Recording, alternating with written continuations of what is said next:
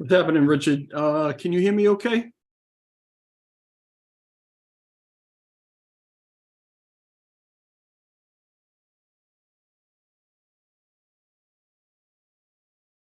What's happening, Richard? Can you hear me okay?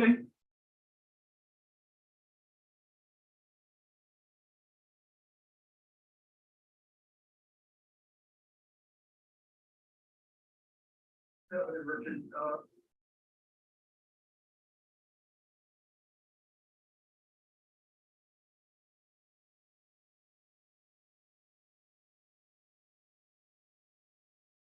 Okay, awesome.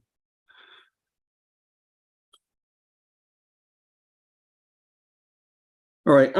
So Steve is supposed to be in somewhere around 6.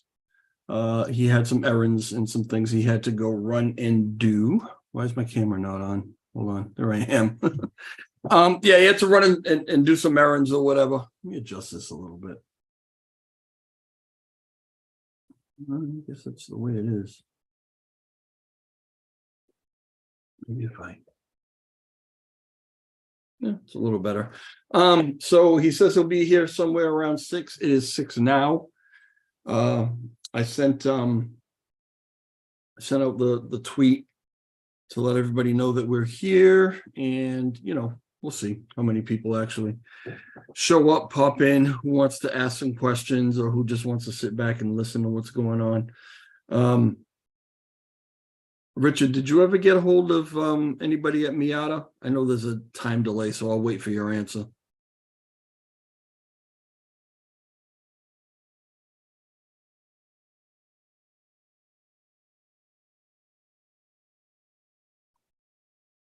Says that there are 10 people watching. Yeah, I appreciate that, Richard. Yeah, everybody that's watching, I appreciate you being here. If you could hit the like button for me on the way in.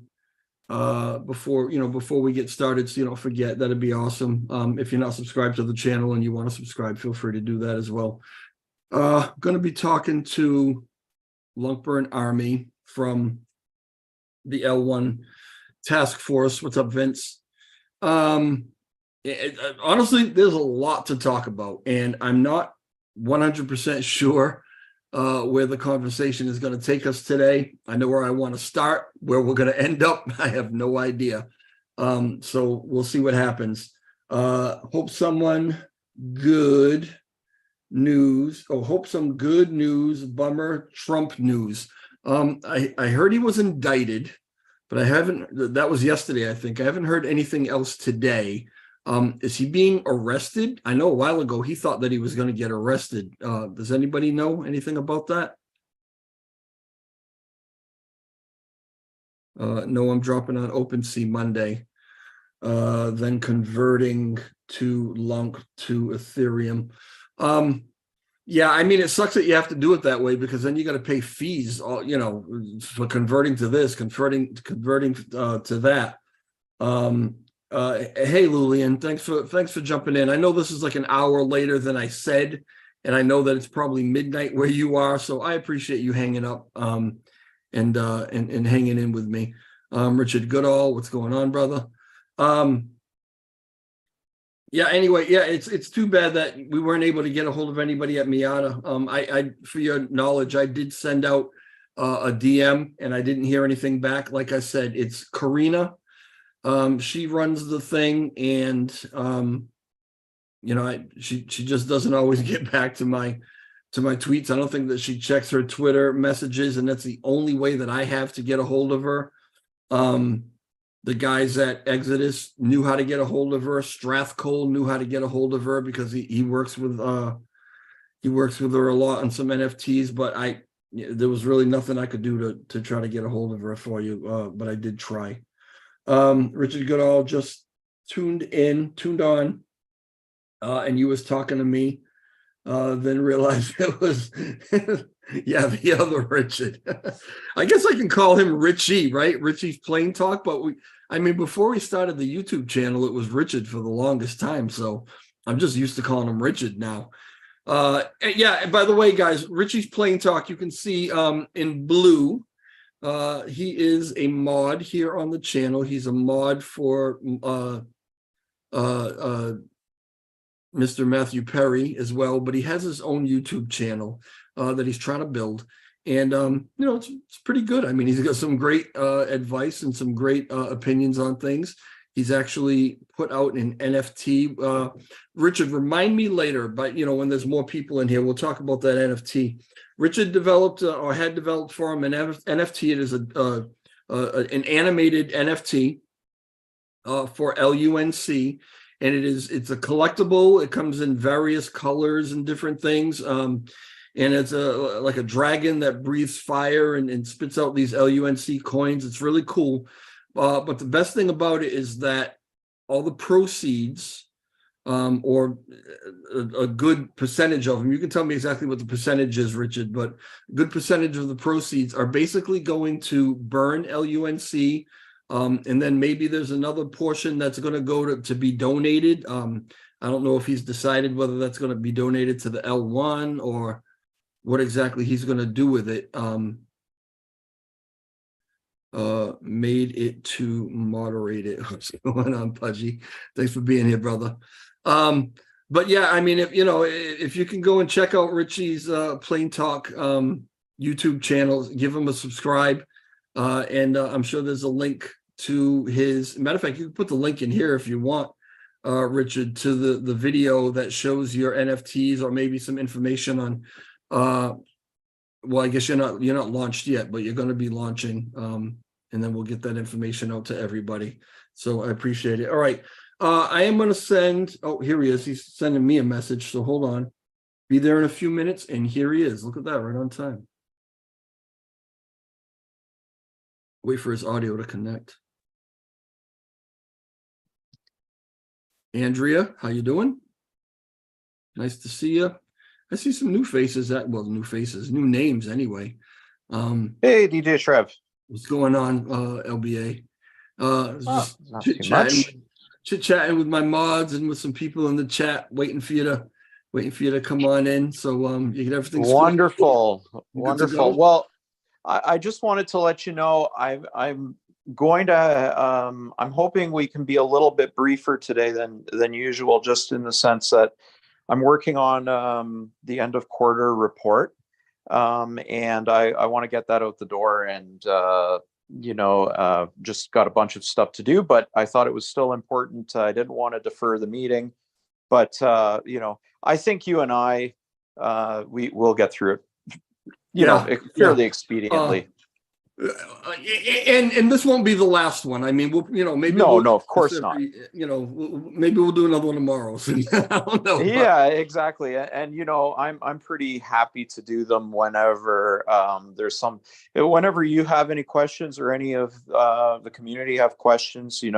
As much as is possible, I'm happy to join and continue to do so. So well. Right now, there are a ton of questions, honestly. I mean, there are a million different directions we could go in, because there's a lot of things going on that we could talk about.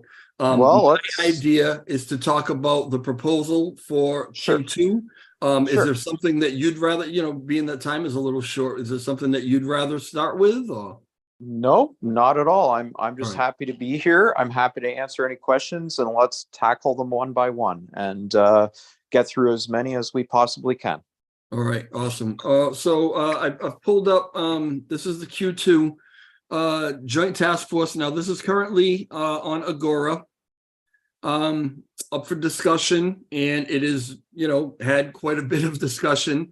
As always, when you put something on Agora, you kind of get both sides of things. And if you read through the comments at the end, some people make some really valid points, maybe point some things out that you hadn't thought about.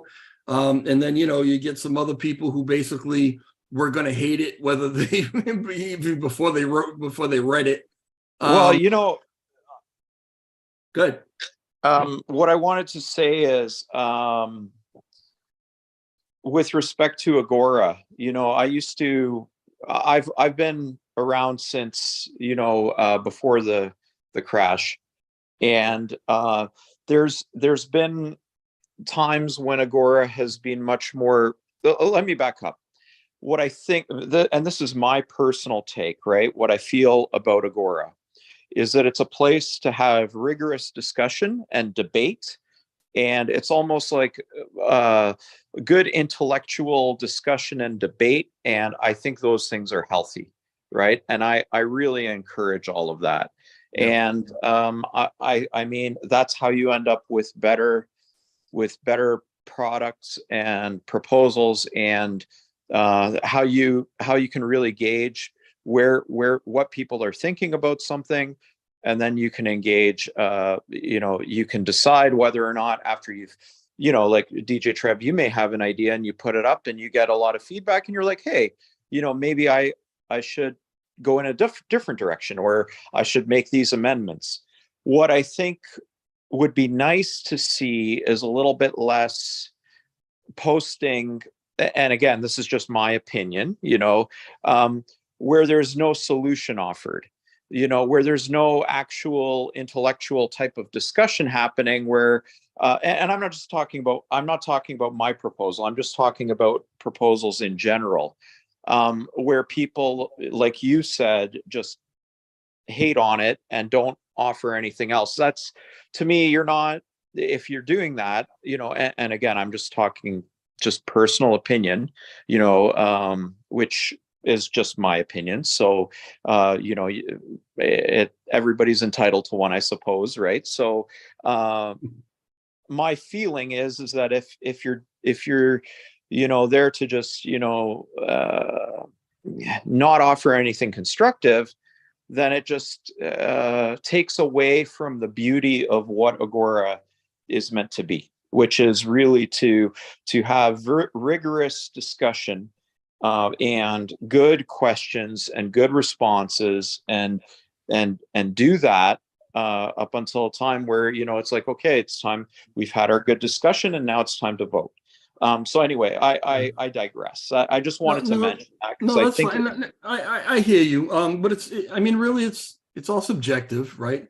Because if the questions and the comments that are coming back at you feel like an attack, then they're not good questions or good debate or whatever. But maybe the people who are actually, writing these replies and writing these questions or whatever, for them, they feel that it's good. It's all a matter of perspective or whatever, but you can just tell who the obstructionists are, who are going to, if you put in your proposal that the sky is blue, they're going to try to convince everybody it's yellow, right? So, and the thing about Agora, and just that, and yeah, I don't want to get caught up on this because we do want to move forward, but the thing about yeah, for sure, that I'm not really crazy about is that, and I've tried, we can't get more people in here engaging with these proposals, right, and giving their opinions. Maybe some people feel like, their opinion is stupid or whatever, and there is no stupid opinion, because it is the same people that we see over and over again commenting and having discussions, on these proposals. It's almost like they're in here all day long. That's all they do. And at a point, I don't even need you to comment on it. I already know what your position is going to be, because it's the same position on everything that comes through, right? So I recommend to everybody that if you're not on Agora, you go there. It's classic-agora.terra.money, and read through these proposals, educate yourself on these things, because this is where they go before they go to station to be voted on. And how are you going to vote on something if you don't really know what it's about, right? So, all right, I digress. Yeah. We could have a philosophical discussion about this for hours, and I mean, because it's a form of governance and it's super cool. And I mean, I guess what I'm trying to say is, like, less vomit emojis and more, constructive discussion, right? That's where I'm going. Like, where, like, I that's my wish on my wish list. And it's, again, my personal desire, but it's what it is. And it's, so it's there. So I'm getting a message from Zaradar, because maybe he misunderstood and whatever, right? But I sent him the link to the YouTube channel, to the video, And I think that what he thought was that I was sending him the link to actually join the meeting with us, to jump in the party. And he's absolutely welcome to do so. But he's also telling me, I guess I can jump in, but I'm kind of tired, right?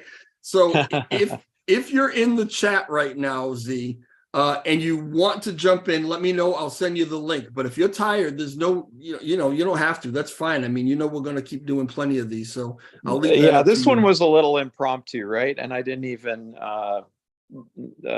post it internally. Usually I do and say, hey, does anybody else want to come? This was just a kind of quick one that we were going to talk about. But I'm always, I talk to Tobias every day.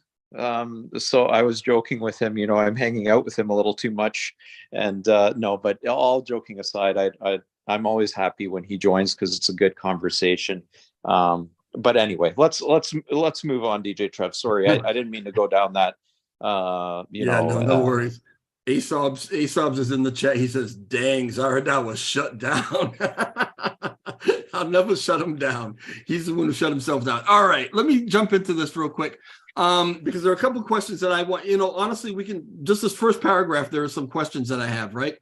Sure. And anybody in the chat, if you have questions, put them in there. Let's get them asked, right? While we have LBA with us. Okay, so in Q2, the L1 task force will focus on extensive testing for the V2 upgrade and building out the test net. Now we know in the V2, that's going to be the upgrade of the Tendermint and the SDK, right? Correct.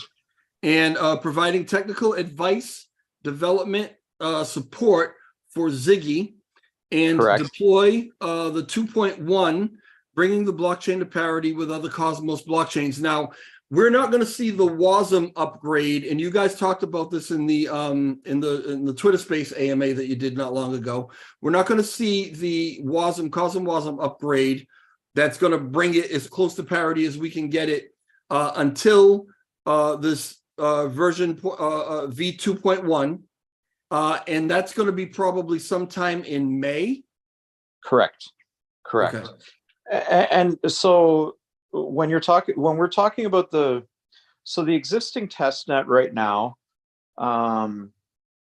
does not have a lot of validators on it in terms of a production mirror. And one of the things that we want to get to in an ideal scenario, like what you would have is you would have an exact replica of your production, what we call production, which is your live environment, your main net.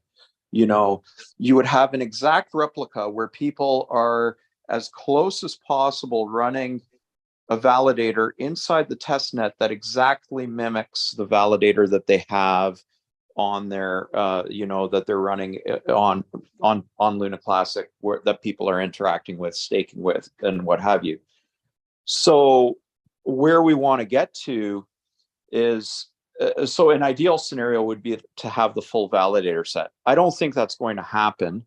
So what we've put in as a target of getting a good portion on board where we can really test things extensively and do kind of a dress rehearsal for the upgrades. So that's kind of where that piece sits, right? That we need to think about that, and we need to really build that out, because a major upgrade with the Cosmos SDK, and this was actually based on some feedback we received from some users, and I'll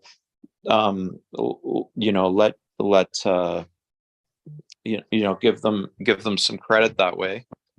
Just 1 second. Yeah. Being summoned.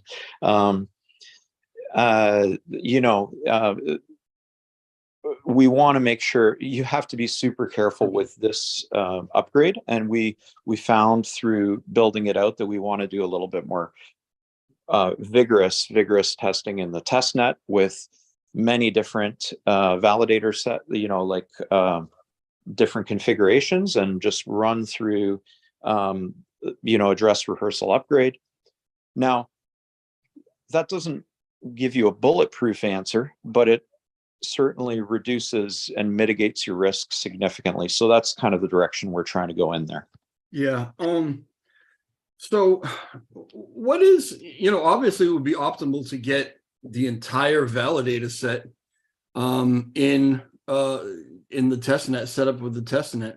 But I guess there are some difficulties with doing that. What are the requirements, or what is it that holds a validator back from going ahead and jumping into the testnet? Is there hardware to buy? What is it? So so just give me 1 second. I've got to that's fine. Go right ahead. Another ring here. Just give me 1 second. Yeah. Richie, thank you for that gifted 20 memberships to whoever's in the chat right now that's not a member. I really appreciate that, and I'm sure everybody else does too. Danovan, I do see your questions, and let me get to that in a second, as soon as Steve is ready to get going again. Slayer, thank you, Richie. Keep on the fire content. Sorry, Trev, there we go. I'm just okay.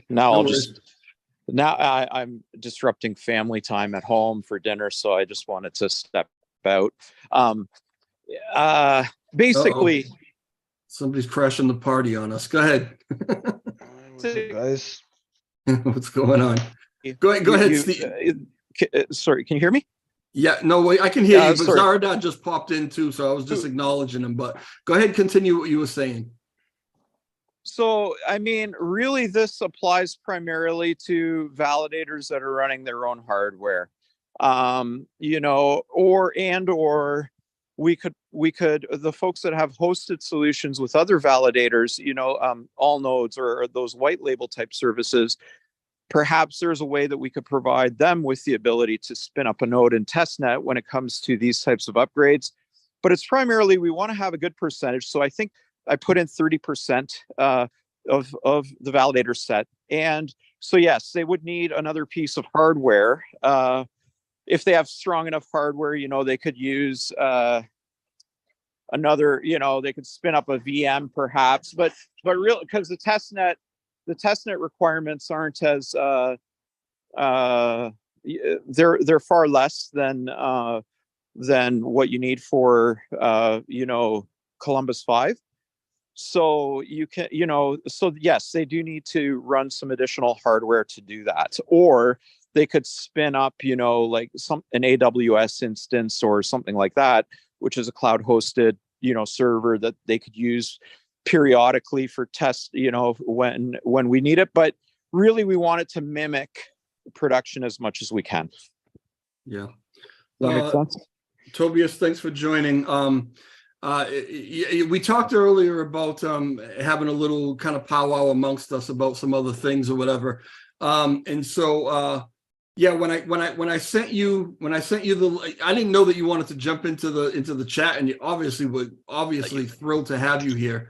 Didn't send me the Zoom link if you didn't want me in the chat. No. So don't act like you're all innocent in this. Aesop's even said, wow, Zaradar got shut down. No, it's a pleasure to have you here, but I know that you've been really busy and tired. So I had set this up with Steve, but you volunteered to come in, so I sent you the link. So yeah. Welcome. I'm glad you're here. I'm just tired and resting after a long quarter. I mean, being the only full-time employee in the team, I'm the fulcrum on which everything rests, right? So other than doing my coding and doing my management and helping the other devs and keeping the community somewhat sorted and keeping people from killing each other, Yeah, I'm an old man, so I need to rest. Yeah. Well, and what's funny, what's worse. So we have our, Microsoft Teams that Tobias is on. And I'll be working, I'm working at 11:30 Eastern time or something like that. And I think of something that I want to send Tobias, and I send it to him. And because he has it on his damn phone, I just woke him up. And I'm like, oh, man, so that's happened. That's happened to 3 or 4 times in the last couple of weeks. My day cycle right now is super fucked. I only really get to sleep from like 4 or 5 a.m. to like 1 or 2 in the afternoon. Oh, But boy. I mean, it's all part of being the bridge. We know that was gonna always be Europe that had to carry that load because we're stuck between Asia and the US. So I mean, I'm doing my part until things are stabilized and until I think win and until self-sufficient. And then, I'll just go and code some other stuff. Yeah, that's the goal, right? To get those guys up to grade. Look, all I'm right, so let too me old ask to you. do this forever. So yeah, definitely. Yeah. Just to stick with what we were with for a second, let me ask you guys. There was a conversation that I'm trying to remember who we were talking to, but Jared came into the chat. It was me and you, Steve, right? And I forget who else was with us. It might have been Zaradar, and Jared came into the chat. We were all talking about some ways to possibly incentivize. Yeah, Jared was talking about the $300 donation thing they did For validators. Is something like that even is that possible with our validator set? Oh, it's say you.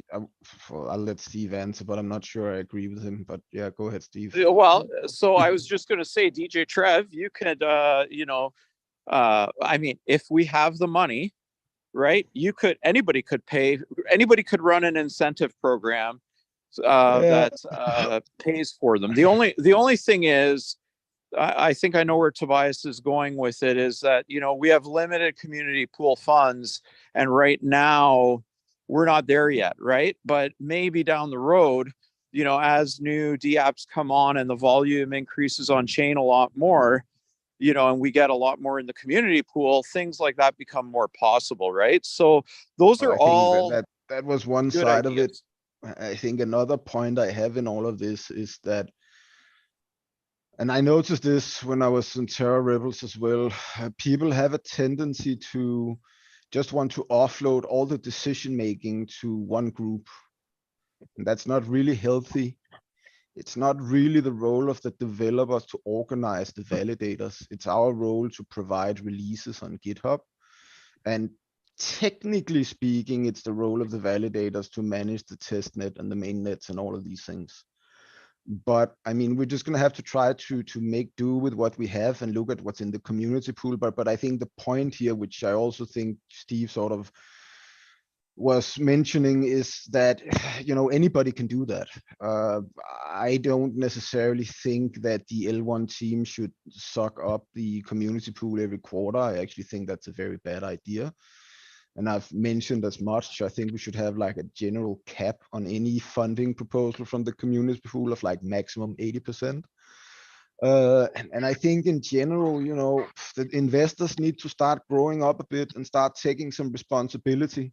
You can't just, identify a need and then just throw it in the lap of the developers and say, hey, guys, I have an idea. Here's half a page of random scribbles. Please build this or make this business or reach out to these people or facilitate this, agreement with Binance. I mean, all of these are normal activities that anybody could do in a decentralized organization. So sometimes I would really wish that people would maybe just take a bit more responsibility for things themselves and maybe just try to step up to the plate. We will happily help anybody, just like we are trying to, help Duncan with his Siggy thing and so on, because we would much rather empower other people to manage things rather than having to manage everything ourselves. All right. Yeah, I hear you. So yeah, it would be good to have them, but really, we're not sure exactly how to pay for that as far as incentivizing them or whatever. All right, fair enough.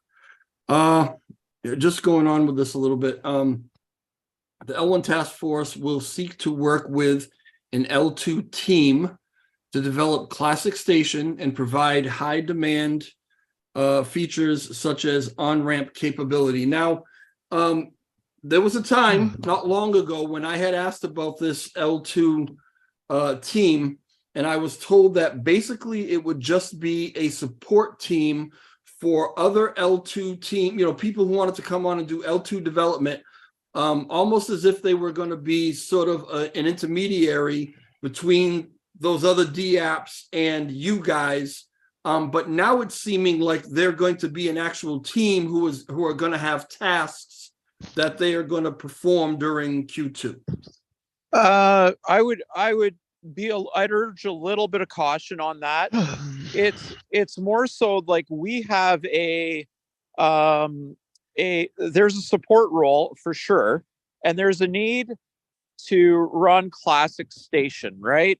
There's a need for us to, so there's that component. And then there's a need for the community really wants the on-ramp. So we actually had it in one of our GitHub, as a GitHub issue in this quarter.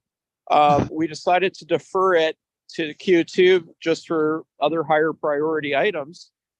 Having said that, I think that we would just provide we would develop a frame where, multiple on-ramps could be loaded in by a support type of team and provide some real value to the community. So, I think that there's a real need to streamline the testing process and offload some of the burden too between for TFL, so we're not driving them nuts all the time. Well, I think that's one part of it, but I also think it's about establishing a team that can deal with the things that happen in the layer 2, because I think the number one support question that I get myself every day is, why is XYZ wallet not working, right? And I'm like, well, that's not really what I do. And it would be, and I understand why people ask this question, right? It's not that I don't want to answer it, but I simply just don't keep track of these things.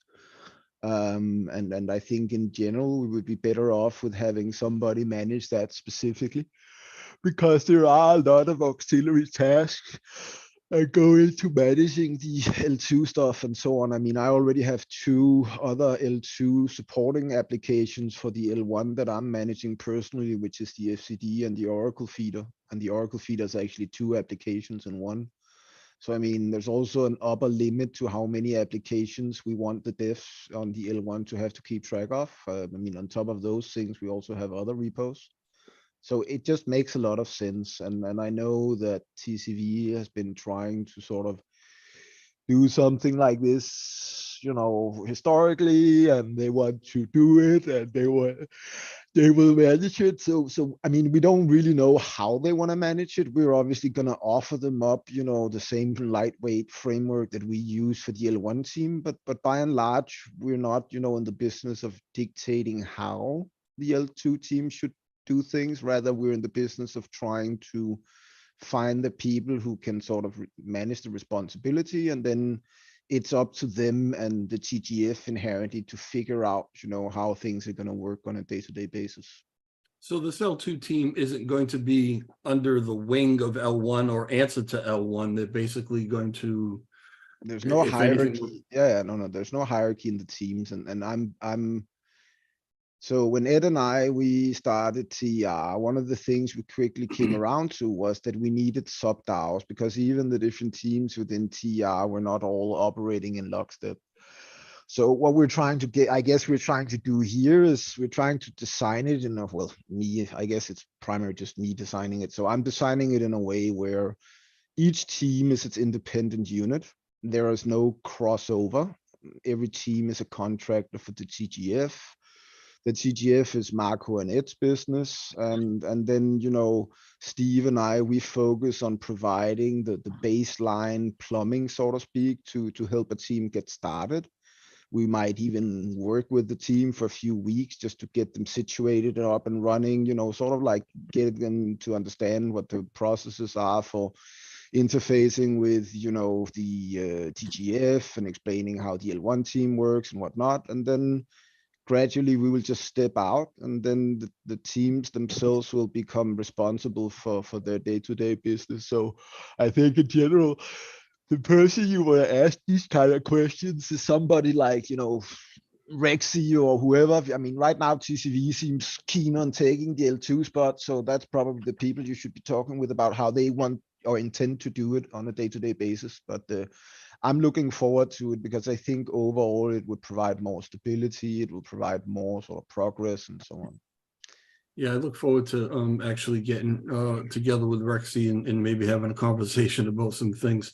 I don't want to ignore the chat. Why are you laughing?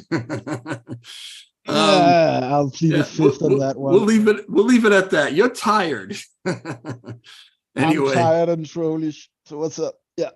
all right. So Danovan, where'd he go? Danovan Morrison asks, when will the L1 chain be ready for real L2 DApps? This is after the WASM, yeah, in May.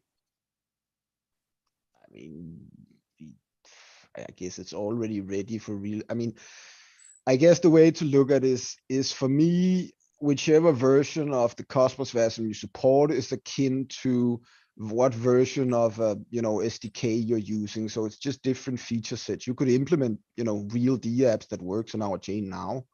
So I think it's more a convenience thing of ensuring that DApps, they sort of behave the same across chains, right? But there are also dialogues like me and Reese, who's the lead developer from Juno. We have a lot of dialogues around like, should all Cosmos chains be identical? And if they're not, then the DApps will have to start taking some of these differences into account.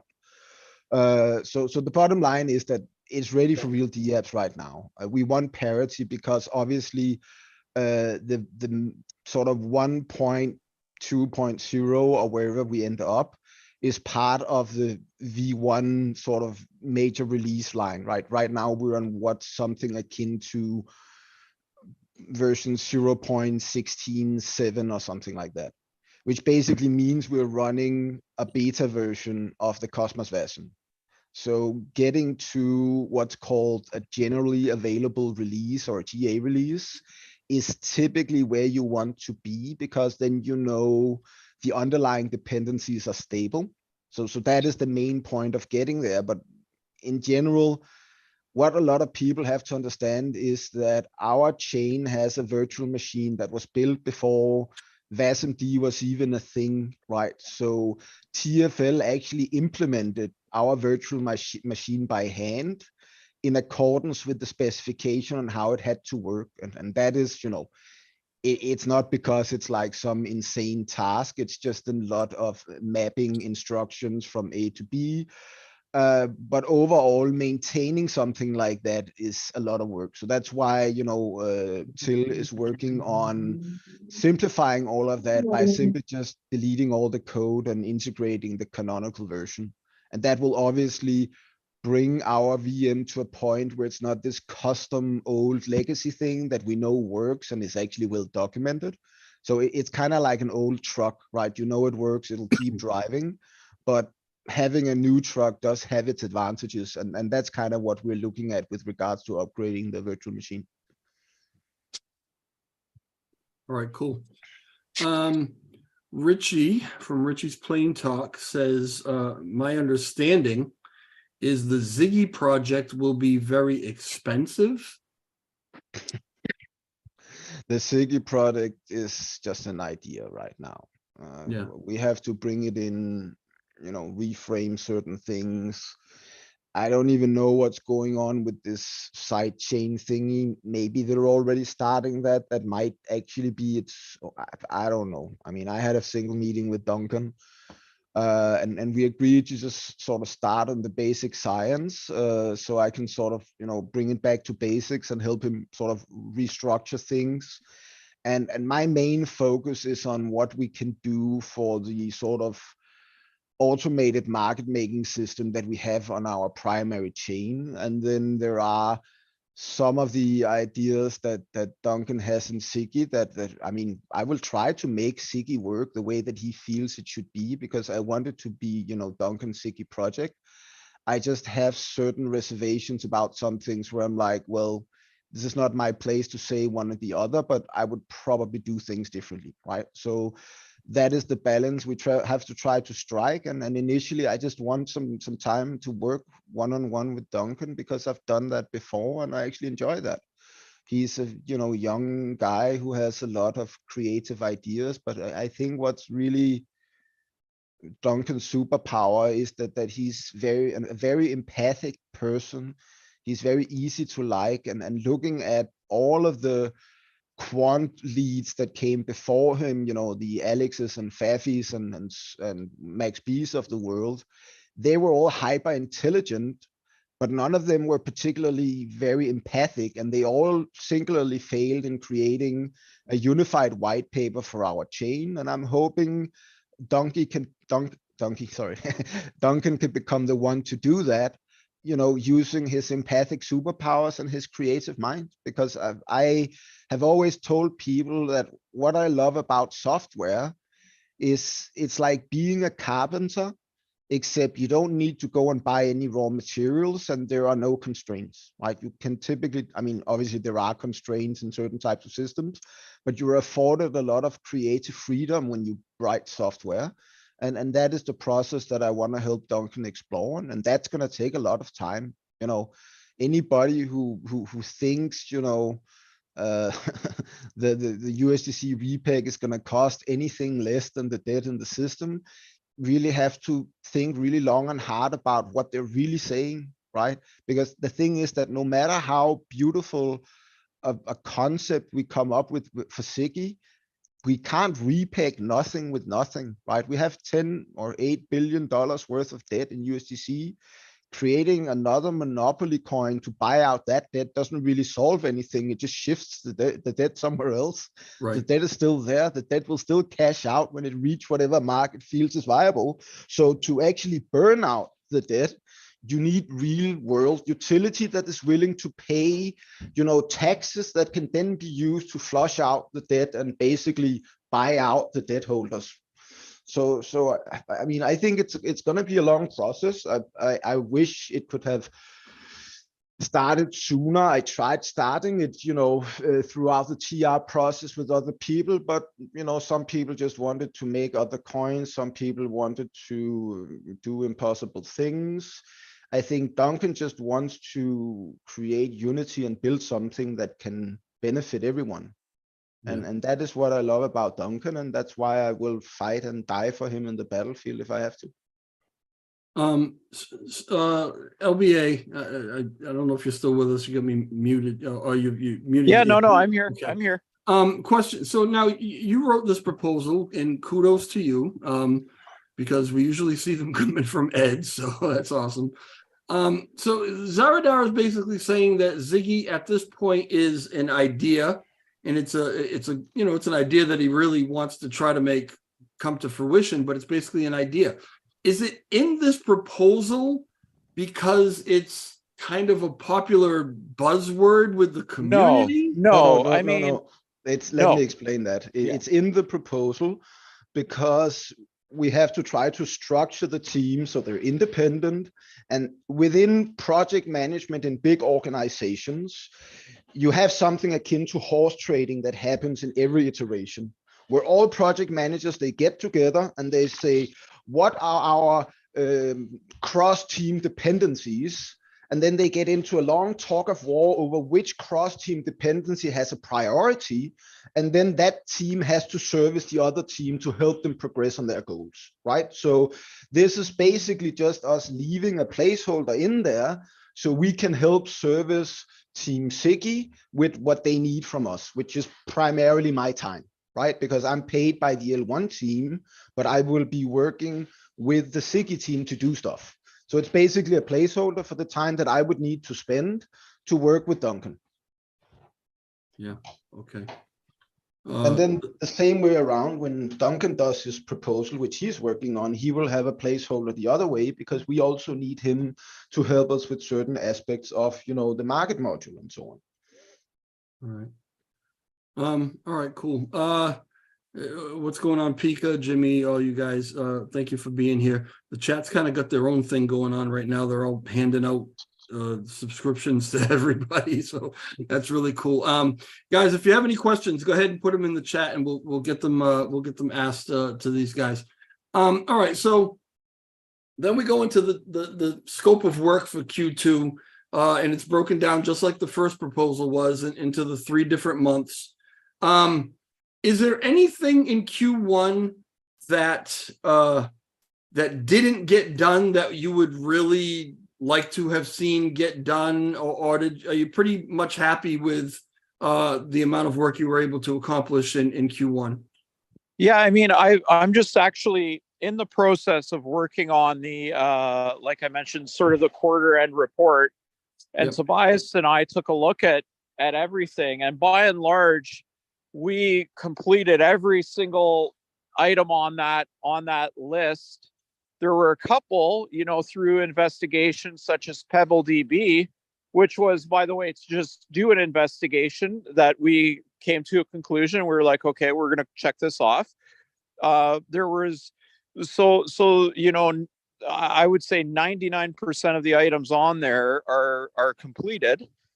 200 is, as you know, we will we've chosen to deploy that into in a couple of weeks sort of idea, once we get some more rigorous testing done on it. And then further, we did a lot of other items, some security patches that needed to happen. There was a governance proposal about minimum deposits that was passed, and that was completed. So we did a lot of items that went above and beyond, while we still completed everything in the scope there. So there was one item. Then we also built a lot of other the stuff. IVL, which Tobias could probably speak to a little bit more, why we chose not to do that one at this time, because we don't really need it. Right. And yeah, we basically wrapped everything up. So I don't think there's anything that we wanted to do that we didn't do. Yeah, no, I concur with Steve. And I mean, we also had time to build a full integration testing framework on Kubernetes on top of the Terra operator and so on. We had time to build the first training or learning path for the dojo, which will allow other people to start studying to become L1 developers and hopefully one day come and take my job. And then, we did a lot of ad hoc things like, I mean, I have a lot of ad hoc responsibilities on top of just being a developer. But one of the ones that I enjoy a lot is my outreach to the other developers, right? So Vin and I, we were part of the Cosmos community meeting. I've been having a number of meetings with the Juno lead dev, and we're setting up a bi-weekly meeting with the Juno team so we can strengthen relations with that development group as well. So I think overall, we're very satisfied with our outcome, but I mean, I'm in particular satisfied with it because I've been warning the members of the L1 team all along that if we didn't meet our goal, we would get crucified.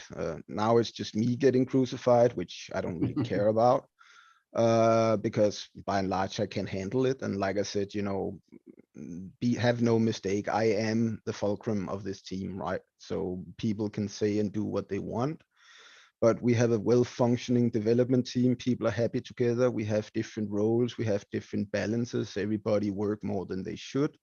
And that is really what matters to me. And then I will fight for that team, and do everything I can to make sure that we stay productive and stay focused, because, it's important for us, especially that when we have limited means, to make the most of what we have. And then I think we've actually been very good at that, right? Especially Steve has been very good at being diligent about, tracking budgets, coordinating expense reporting.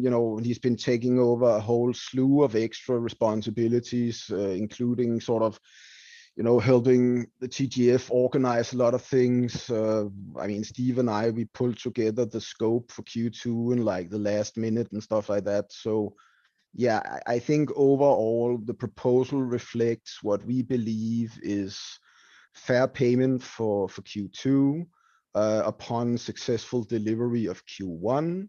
And we have a lot of what we believe are interesting items in there that will sort of get us to parity and get us closer on strengthening ties with other chains. And I have a small Easter surprise I'm trying to brew up with Vin, because there might be a world wherein we can extend the Terra operator to mimic to what's called digital twins that will make payments in Kubernetes to one another. And then maybe if I'm really cool, one of my friends called me the other day and asked me if I wanted to come to Amsterdam to KubeCon. So maybe I can get that presented in a booth somewhere on KubeCon, and then we can be the first Cosmos chain that's in one of the biggest real world IT shows on the planet, right? Wow. So we're doing lots of cool things, and Awesome. that's what I really enjoy about working with these guys. And I just consistently tell them to try to block out the noise. And I mean, they're young and a bit inexperienced, but they have a lot of raw talent. So when they, get a bit concerned over USDC print, I take the time in our Slack channel, as I think you can see yourself, to sort of sit down and explain to them how the market module works, and that, printing of USDC within the same liquidity pool is just business as usual, because we can't inherently disable the swap system. That would break the chain. So what we did was we disabled trading between the liquidity pools, right? So you can't swap long to Terra, but you can swap Terra to Terra just fine. Yeah. And that is a process that I enjoy, because I've been a development mentor for the better part of 4 years now. I have young guys in Turkey who call me every second week to see if I'm okay, and they tell me that they miss me, and they show me how far they've grown from when I last saw them. And I have young guys in Denmark that I meet with once in a while, and we talk about their progress about technology. That's where I am at in my life, and that's what I enjoy doing. I don't necessarily want to sit around doing pull requests all day long. I would rather work with the individual developers. Right now I'm talking with a developer from New Zealand who seems to have been picking up our Python assets. So I'm once again trying to get some other developer to understand my ideas around code generation, and I'm trying to bring him into our org so he can also become a force enabler. And that is really what I do today, because there's lots of people who can write code, but you also need somebody to bridge all of the people who write code together. And that's what I've been doing for a very long time also. I just wanted to add one little caveat there, and there's a bit of I just want to say that, the stuff where Tobias said that I'm kind of taking on extra responsibility or pulling stuff together, to help TGF. It's more so, I would say it's more so like because I want it to be clear that I do not work for TGF. Like, I mean, technically, okay, we're all employed by TGF, right? The L1 task force, but yeah. I'm not part of TGF. They're a separate entity, and neither is Tobias, and neither is any one of us. But exactly. I think the stuff that Tobias was talking about is some of the extra reporting that I've been doing, that I just do day to day as part of my normal day job, that I've brought over, that has made a bunch of other people's lives easier, because it automates the process for them. And that's sort of what I think was being referred to there. Just wanted to clarify that, so that somebody doesn't splice that 2-second soundbite and say, "Look, they work for the." I guarantee you that somebody will still do that. Run it through an oscillator, change your world, make a deep fake, and you're still fucked. I mean, I've just come to the point where I just don't give a fuck anymore. We've proven what we can do. If people don't want to pay us, that's fine. If people want to yell at us, we don't give a fuck, because I mean, if they don't, the way that I look at it is, if somebody is not willing to stand up and take off their mask and be heard like a man, they should be treated like a child. It's as simple as that. And then that is what I'm going to do from now and until I either get fired or we're done working. There is actually a setting in YouTube when I'm setting up the videos that I can check that says, do not allow others to sample this content. And I actually check it every time for that very reason, exactly what you just said. Lulian is in the chat, and just to back it up a little bit, because he actually posted this a little while ago when we were talking about it. He said he's been telling that same story about the repeg for a while now, that you can't repeg nothing to nothing. So he agrees with you, Zaradar. Yeah, but he's an intelligent dude, so I know that the most of the intelligent people that I talk with like what we call subject matter experts. There are all other intelligent people as well, so maybe that was a wrong framing, but the subject matter experts that I talk with about these things, who sort of are in the know when it comes to crypto and blockchain, they all understand how these things work. And you know, that's why I think in a sense, the DPEG was a very clever debt trap. It was something that we have never seen before in trading. Even professional trading firms from South Korea got liquidated to the tunes of billions of dollars, right? So it was just a very clever debt trap. And, you know, if we can pay off the debt, eventually the mathematical curve will write itself, and then people can just claim that it was always intended to work like that. This is why I invested heavily into it after the DPEG, because I'm like, if we can fix this and we can bring in solid liquidity, then right now we're just at the tip of one of the edges on this U curve that is essentially the constant product. And that means that if we can re-enable the system and bring in real world utility, eventually, mathematically speaking, it will go back to its sort of middle point, if you want to call it that. Yeah. Somebody said something about tell Z he needs to get more sleep. Bum diddly, too old to sleep. Whatever that means. I have no idea. Yeah. It's not going to happen because I keep coming up with, oh, I need to message him about this. And I think to myself, he's not going to look at it until the morning. But sure enough, and then when I do, and the problem I've learned with Tobias is if I send him something that could wait until tomorrow, it doesn't matter. He's going to do it right away because, you know, usually I don't send something. My brain works like this. If anybody that I care about have a problem, I start processing a solution. And then I evaluate how long it will take. And if it's something I can do within how long I can stay awake, I try to fix it because then I can sleep. If I have immediate problems, I have a very hard time falling asleep. Yeah. So that's how my brain works, unfortunately. All right. And then he texts me and tells me that he's too tired to come in. And the next thing you know, here he is. So can't resist. All right. Hey, everybody in the chat, if you could, I just want to remind you, hit the like button for me. But not only that, tweet this out. Let everybody know that that we're here, and we can see if we can get some more people in here. All right. I don't want to go through this line by line. No. I was just going to say, DJ Trev, can you maybe jump to some of the tougher questions about it that, you know, because so far it's been fairly, you know, I'm standing at the plate and I wouldn't mind a good fastball or a good curveball. You know, I'm just, you know, just. All right. Just you want all right. You want a tough one? I'll throw a tough one at you. Tobias is like, what is he doing? Well, stop. No, I'm joking. No, I'm fine. Throw him whatever devil's advocate question you can come up with. Here's my question. I don't know how tough this is because honestly, it's probably been talked about to death, right? Repeg, USTC, all these things. And I actually heard, I think Zaradar talking about this a little earlier. What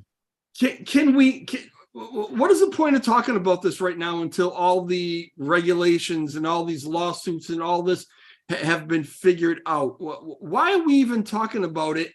And why are we suggesting that we have a law firm who is able to help us navigate this? So you're not even letting me finish the question. I'll take this one. So let him finish his question first, dude. Otherwise, sorry. Letting him. It's a multi-part question. This is a double fast spin curveball. So just be patient. Why do we have a law firm that is telling us that they know how to help us navigate this, and now we're talking about trying to get money to have them do this? When this is a situation no one has ever gone through before, we don't even have any decisions from the court systems, from the the everything that's coming down on us. We don't know where it's going to go. So how are they possibly able to navigate us through this? Let me try to answer the legal component because I don't know anything about it, but I can give a general view on it. Yeah, I've never spoken with the lawyers. We need legal services because of something called precedent, right? So if you're in a situation where there's no clear legislation, you start looking for precedents. Like if we wanted to build a Fiat on-ramp, so what are the precedents for people doing that? Which countries are suitable for us to do that in? Most likely like Luxembourg or something like that. We need people who are specialists at being able to gauge the precedent of something versus the legal framework of somewhere, right? So it's kind of like a legal developer, I guess, because laws are different in different countries. There are no generalized laws on the internet. And that's why overall legal counsel is something that we are going to need for various purposes, and why generally it's a good idea, right? I don't think I know a single crypto team that does not have some sort of legal counsel. I mean, even the TGF had like 3 lawyers or something like, no, not TGF, LG, what was the money component of TFL called? The guys who had Luna Foundation Guard. Yeah, Luna Foundation Guard. They had LFG. 3 lawyers, right? And these were like lawyers working for the Luna Foundation Guard. So when you're dealing with money, the problem is that it's actually illegal to create money, right? But it's not illegal to create crypto. So you're constantly skimming across a very murky regulatory field. And this is why it's just a necessity, so we don't end up in a situation where one of us individually end up committing some type of crime unintentionally because we did not know what was going on, right? So that's basically the general purpose pitch for why you want legal assistance.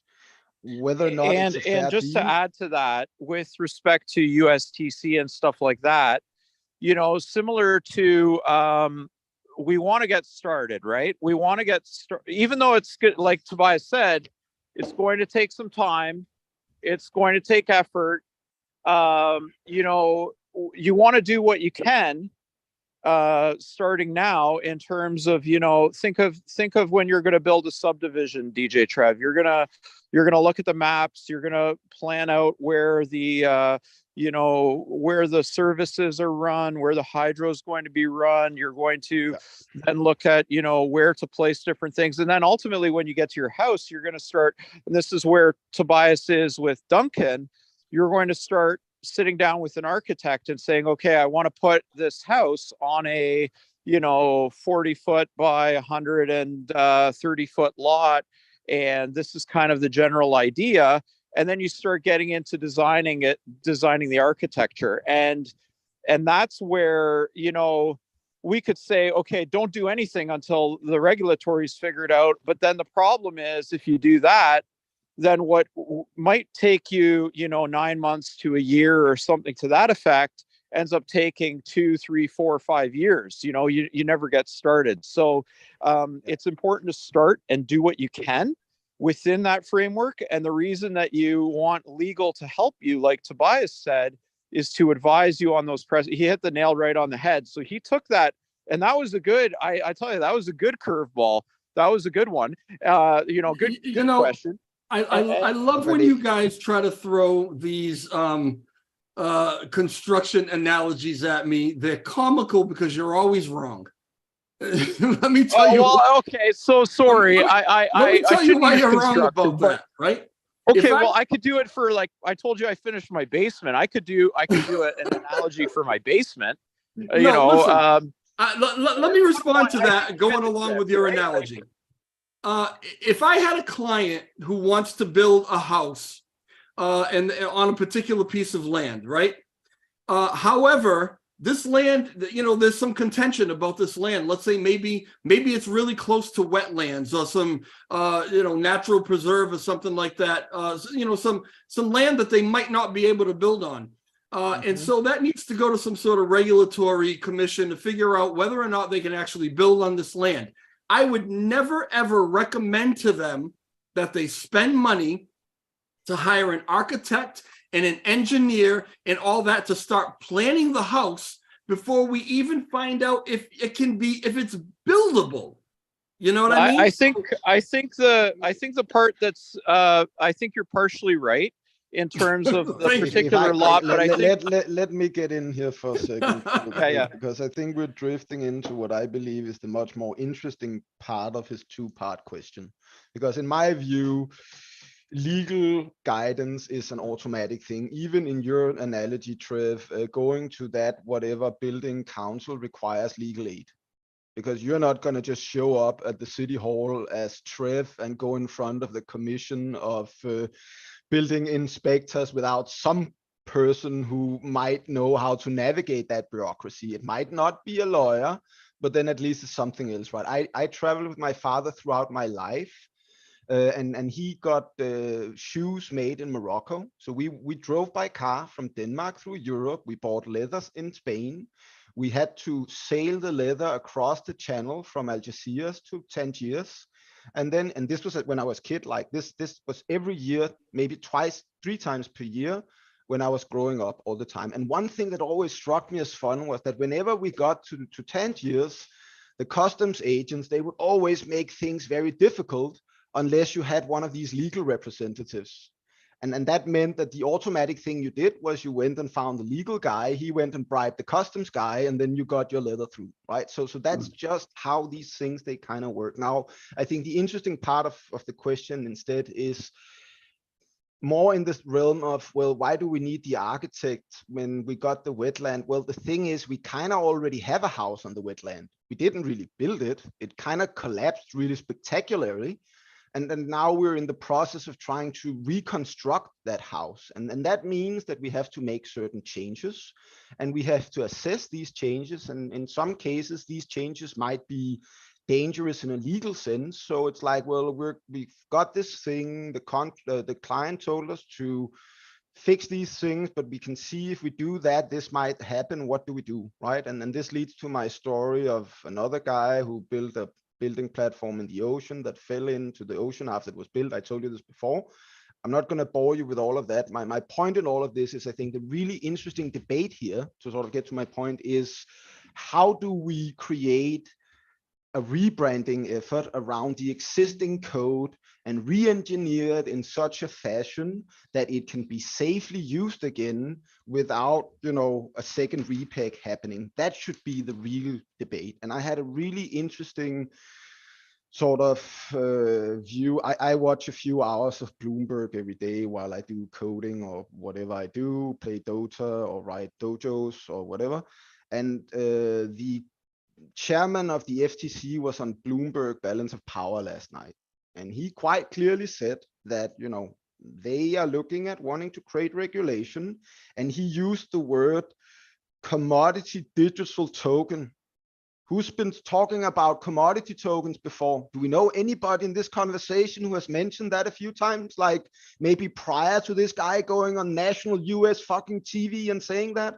So what we're looking at here is repegging to what is sound money. What that target is, I don't know. But what I will tell you is one of the most intelligent guys in crypto, Emir Segün or whatever he said, the Turkish professor dude who came up with lots of intelligent things and runs a VC and is an OG Bitcoin dude. He came out very, very quickly after the crash and said this should be an algorithmic coin, stable coin pegged to like 10 cents. I think that is a realistic target. And this guy has a bigger brain than anybody I know combined, right? So from my perspective, I'm much more looking at this conversation from the fact of, well, we have something that's already there. The supply belongs to somebody else. So we need some legal counsel around how we're going to rebuild this house. We need to listen to our investors in terms of how do they want that house to look. That is the role of Duncan. He goes and talks with the investors, come back to the building crew, which is the L1 devs. And then he says, guys, we need to move this wet wall and we need to do this and build a pool or blah, blah, blah, blah, blah. And then we, accomplish these things if they're possible. And that leaves us with a new house at some point that we can then start renting out with the effort of making money for our investors so they can recuperate their investment. And that is the process we're in. And we need legal guidance for that. Right now, it's, the legal guidance is mainly about the TGF, but at some point we're going to need legal guidance for the Project X team. I don't think we're ever going to be needing much legal guidance for the L1 team, in the same reason why when I stated the other day on Twitter that, if Duncan is writing software for GitHub, it's almost impossible to be legally liable for anything, because you can't be liable for other people's use under the Apache 3 license. And there are so many hyper influential, rich mega corporations like Google and Microsoft and IBM that make so much money. I mean, Microsoft literally trained ChatGPT on GitHub, right? So all this open source is beneficial for them. So do you think any of these companies would in any way allow legislation that would in any way endanger the creativity of publishing open source software? I think not.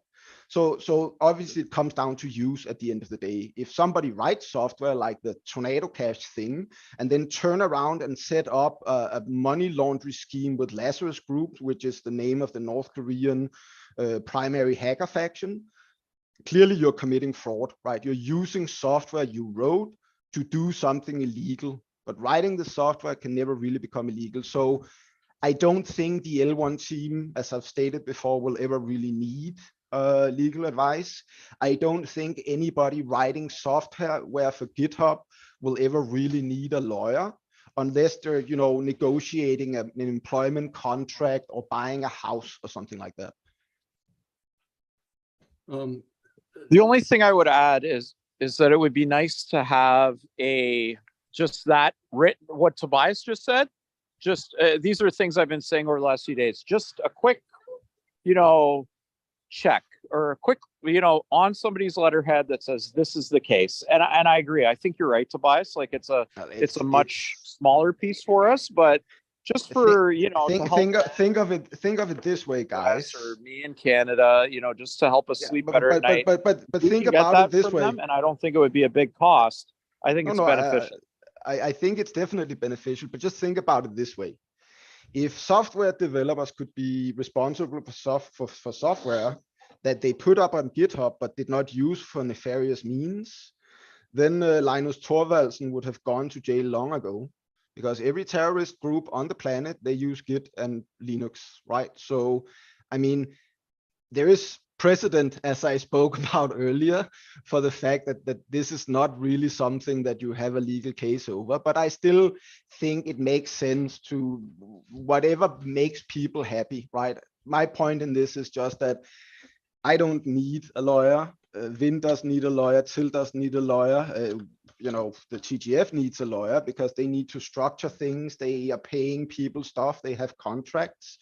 We need a lawyer to advise about legal matters when we design the new system. But in general, that's how I would very much like the messaging to be, because otherwise tomorrow, the L1 team will be a bunch of criminals because somebody said on a YouTube thing that they need a lawyer. HCC did a video earlier, and he read this 50-page indictment or document or whatever it was with all the charges toward he didn't read it on his, he read it to himself and then he told everybody about it, these charges on Do Kwon and TFL. And what he noted was that they talked about ownership, what was actually owned. It's all in the document. What they consider is actually owned by Do Kwon, and he owns 98 or 95% of whatever, right? But what he noted was that with everything that was named, LUNC was nowhere in this document. It wasn't named at all anywhere in the lawsuit. And does that mean that the chain is absolutely safe? That's the way it seems. We still have to get off Agora because he still owns Agora, right? Yeah. But I think by and large, the smart money, they did that pump up to whatever, and then they've been selling down to wherever, right? So I think, barring some sort of massive clusterfuck in the L1 team, barring us creating a second repeg or doing something illegal, we're gonna have a pretty solid, upwards trajectory for the next couple of years. I'm hoping it's not gonna be like 10,000. I mean, it would be fun if it was 10,000%, but I think I've been on the record, and I still believe that would be better. That, I really just want like maybe 15-20% per year. That would be more than we could ask for, because that would allow us to create stable new businesses. If we have this yo-yo effect all the time, I mean, it's very hard to build a company on crypto. I tried to do that myself. Even the new CEO on Bit Digital, who's the biggest Bitcoin miner in the US, he mentioned in Bloomberg, a few days ago, that one of the reasons why they survived, where a lot of other miners survived, was they never gambled on the price of Bitcoin, because it's impossible, right? Crypto generally follows like the principles of random walk theory to some extent, which means that you can't really use the last hour candle to predict the next hour candle. Each candle is just a weighing of which direction has overweight liquidity, and then the market makers just squeeze price in the other direction to collect liquidations and earn money. I absolutely agree with you, Steve, that and Tobias, that we do need the legal representation to help navigate a lot of this stuff. $20,000 for a retainer. As things come up and there's more to help us navigate, what is that going to run into financially? And I'm not necessarily asking you that question, because I don't think that there's any way that you can know the answer to that question. I guess it's probably a better question maybe for well, I mean, it would run up to a certain amount, but I can't answer your question, but I can give you something to compare with. So December last year, we had a meeting with this other law firm. I think I told you about that at some point, right? So I believe so, yeah. Severus company, who, initially wanted to fund us, and then they just wanted us to ask, for money to fund them so they could fund us. Now, they wanted $1.6 million for what I believe is probably, let's just say it's a year worth of services. Maybe it's more. I don't know what the period was, but let's assume it's 2 years for the benefit of the doubt. So they want $800,000, of which they're then giving 40% to us, which means that they're then inherently asking for roughly $450,000 to give us a few, well, I think it was one full-time legal assistant for like what would then be a year, right? So comparatively to that offer, this is fairly cheap. Now, what we get from what we were getting from these guys were basically an on-call 24/7, I'm gonna go to fucking Capitol Hill and argue your case type of lawyer, right? So that's really the ironclad legal representative. That's what you would pay if you wanted a shotgun lawyer who could just fix everything. I think what Ed is looking at with this Horizons firm, without knowing, is probably more of we have a business model that is focused on enabling clients to do these types of things within a certain framework, and then they can sort of sell it at a fixed cost, right? And that's hopefully, I think, what we're looking at. So it might be a fixed cost of just 20K. It might be a retainer that has to be renewed over time.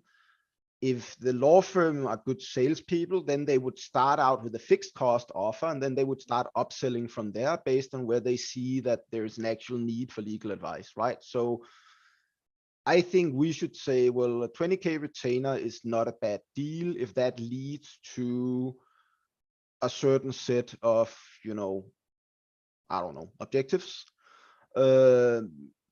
But just paying somebody $20,000 every quarter or every whatever for doing something that's not measurable is not something that I'm super big fan of, to be honest. Well, I think I heard Ann say that, right, in your AMA. And I didn't know where she got that from. Something about 20,000 a month. Yeah, I think she misunderstood the offer, and I think somebody else corrected that. There's so much. I mean, we have certain factions that are running a 24/7 misinformation campaign targeted against probably me in general, because I'm the lightning rod that pissed off the notional goblins. So I mean, Anne is probably just a nice lady from Holland.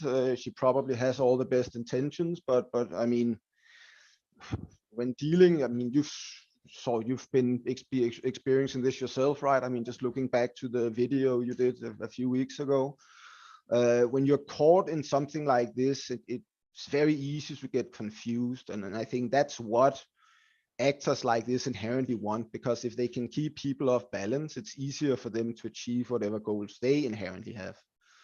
So she had things sort of misunderstood, and I think she was maybe spending a bit too long expressing that, you know, and getting maybe a bit upset when people corrected her, and I mean, that's unfortunate, but again, these things are just kind of happen, and overall, there was, I mean, I don't think any of us would agree to paying a law firm $20,000 a month unless there was a very clear need, and I have, like I said, not even spoken with them. I don't fully know what the need is, because we don't need legal assistance in the L1 team until we start working on the you know, algorithmic stuff, and even then, if that's done in Project X, maybe it's gonna just be, you know, Ed and me and Duncan talking to a lawyer when we talk about some math stuff, or I don't know. But yeah, I think overall, $20,000 to help, you know, move the TGF to somewhere where it's gonna be easier for you know, Ed to manage the process of having these contractors under a non-profit, I think makes a lot of sense. I mean, like I said before, I think it's like 3 weeks ago, we all had to send signed legal documents to Ed because he's technically on the hook for our taxes if we don't. So, I mean, imagine if he hadn't done that and everybody in the L1 team had just not decided to pay their taxes, then all of a sudden Ed might be on the hook for, you know, 50, maybe even $100,000. So obviously we need a lawyer to help fix these kind of situations, and we need to do that in a way where we can, you know, close down the existing corporation, make the sort of end of year budget, and show people how the money was spent within the old corporation, so everybody's happy and we don't have any demon monkeys getting upset.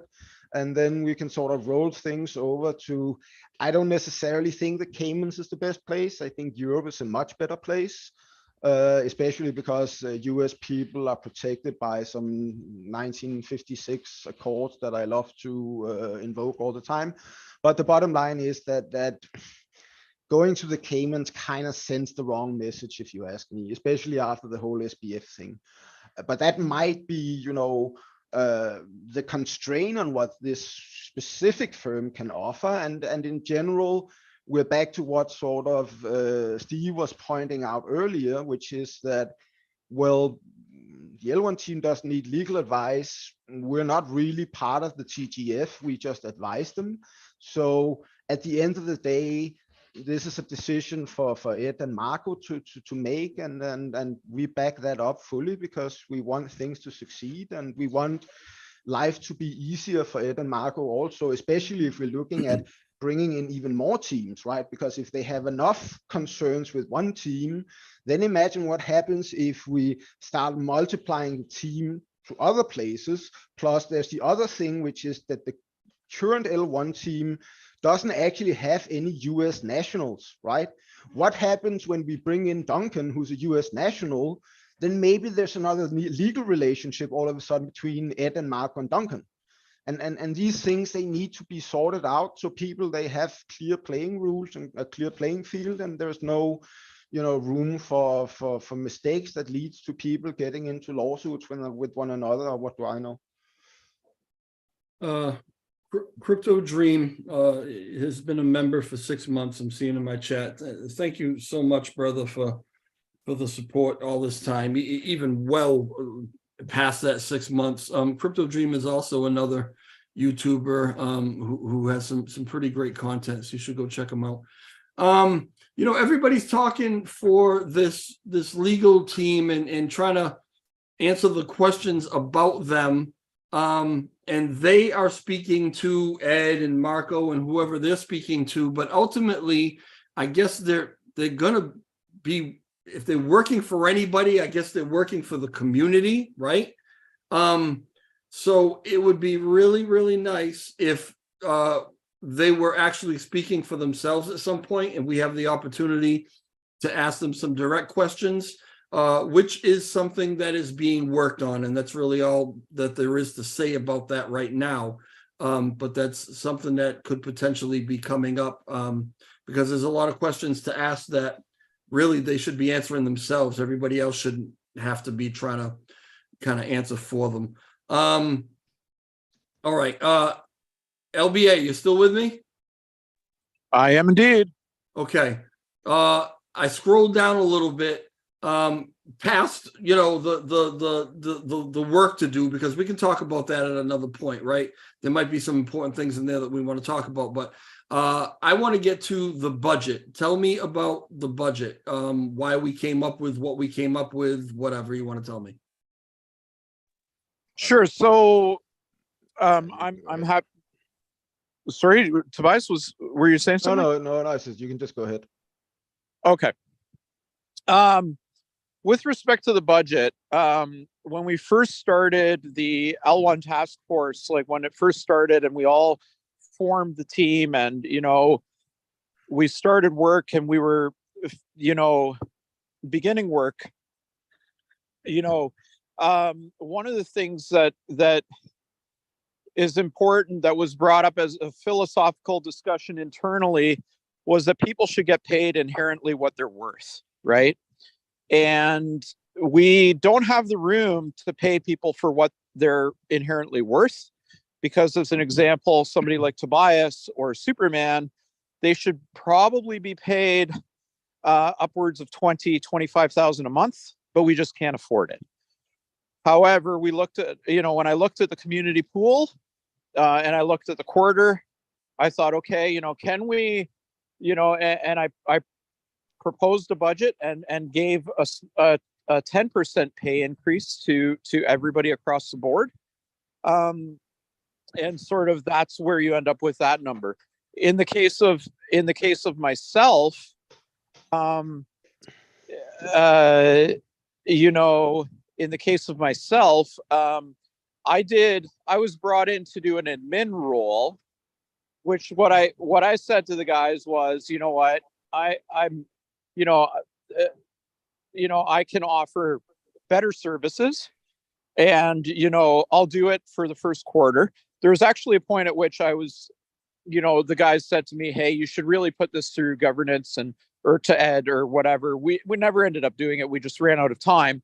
But really the admin role is reclassified to a project manager role.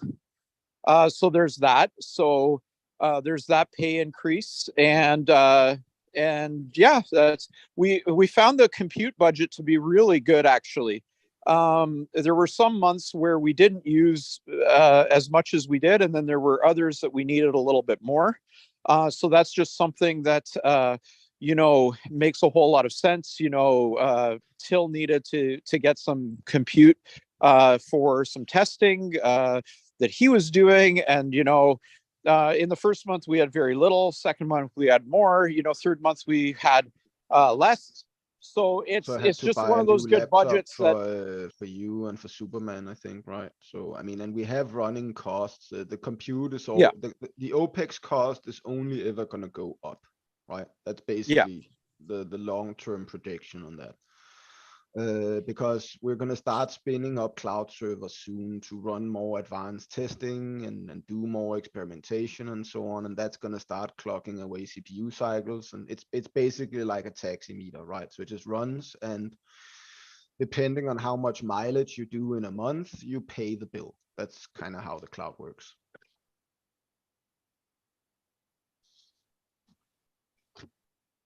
Okay. Yeah. So does that help, Trev? Yeah, no, absolutely it does. So, you know, this is one of the things that you guys have kind of had to deal with a bunch of flack on Agora on this particular section of the proposal on the budget, and I think that earlier, Tobias, when you were referring to, it's much worse than the proposal. These characters, they have been approaching individual developers in the L1 team to try to get them to try to find some sort of smoking gun on Zaradar so they can take him down. This is very invasive. You know, and then clearly I had to spend half an hour talking with Vin, who was kind of shook about it, and he was like, maybe you can do some more of the commits for cause, so you don't do the other stuff. I'm like, listen, we don't negotiate with fucking terrorists in this business. You're doing this shit because you're good at it, so I can do other stuff, right? And then these guys can just go and fuck the hell off. They can't even do the math right. They're like, I'm being paid more. If you look at the math, I'm the only full-time person. That means everybody automatically works half of what I do. But if you actually look at the percentages, I make $200 less per month than I should if I had the exact same hourly rate as everybody else, right? So these kids just better pray that they don't get doxxed, because then I will be actually needing legal assistance to send a letter to their parents and kindly instruct them to either school their children or pay a very large fine. Yeah. Yeah, I mean, I've been watching all the stuff on Twitter and all the stuff in Agora, and everybody's. Here's the thing. Well, Nobody. You told us from the beginning. Go ahead. I just wanted to add. I read comments on there that I'm grifting the community, or like the part of the challenge. So part of the challenge is that, and I don't mean I mean part of the challenge is that the roles that people have, and especially roles like where you're doing like mine, they're not exactly, people just think that, there was a comment, oh, you're getting paid $7,000 to just check into a Slack server twice a week or something to that effect. That's, if that were the case, then yeah, absolutely, right? But everybody has a role, and every part of that role is makes the team cohesive, right? And the role that I have is managing cost, budget, scope, the work that people are doing, the resources. So like Tobias talked about resource split earlier, should Till be working on this GitHub issue, and should he help Vin?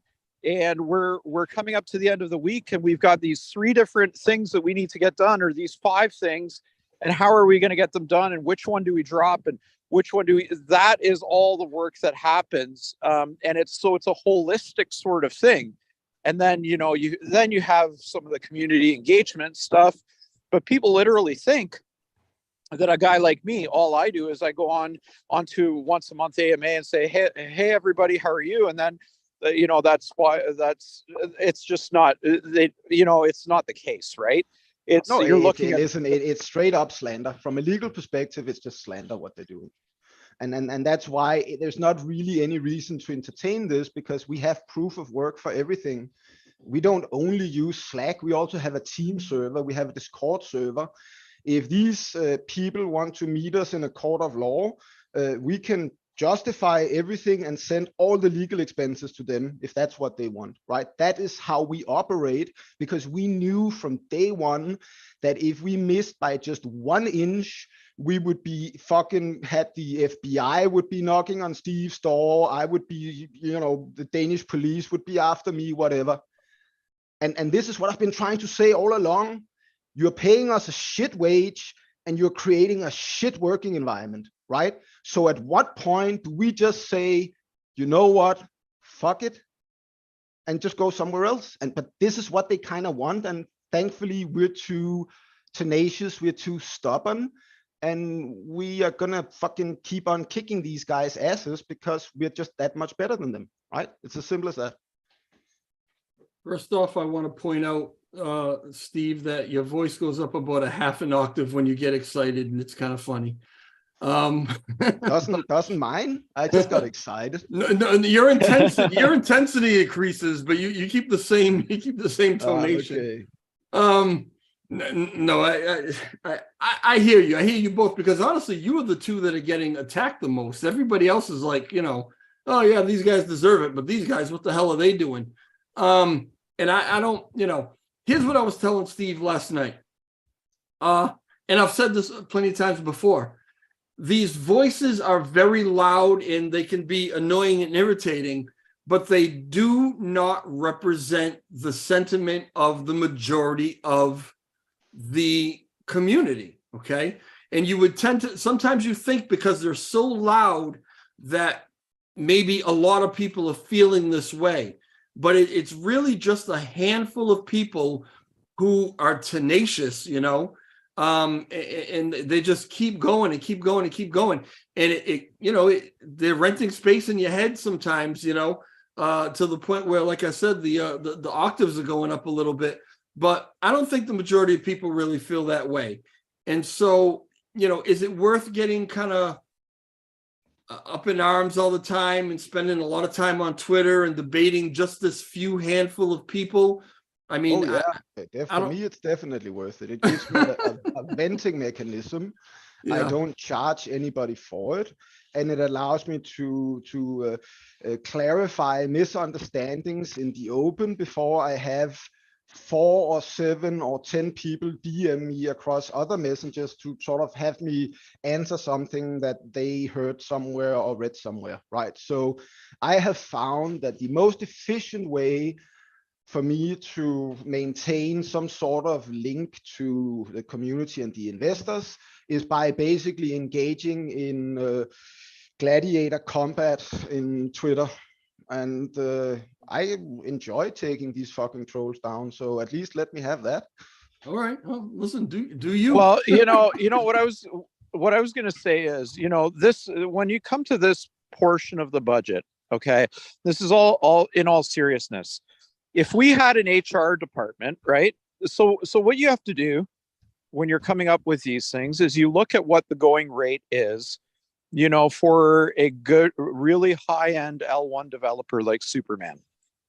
What if the community pool was flush, what would he get paid?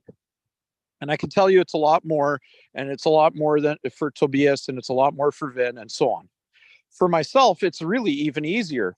You just go on Glassdoor, or you go on to another similar service, and you go and you look up a project manager that has 14, 15 years of experience implementing, various levels of complexity of projects, managing scope, cost, budget,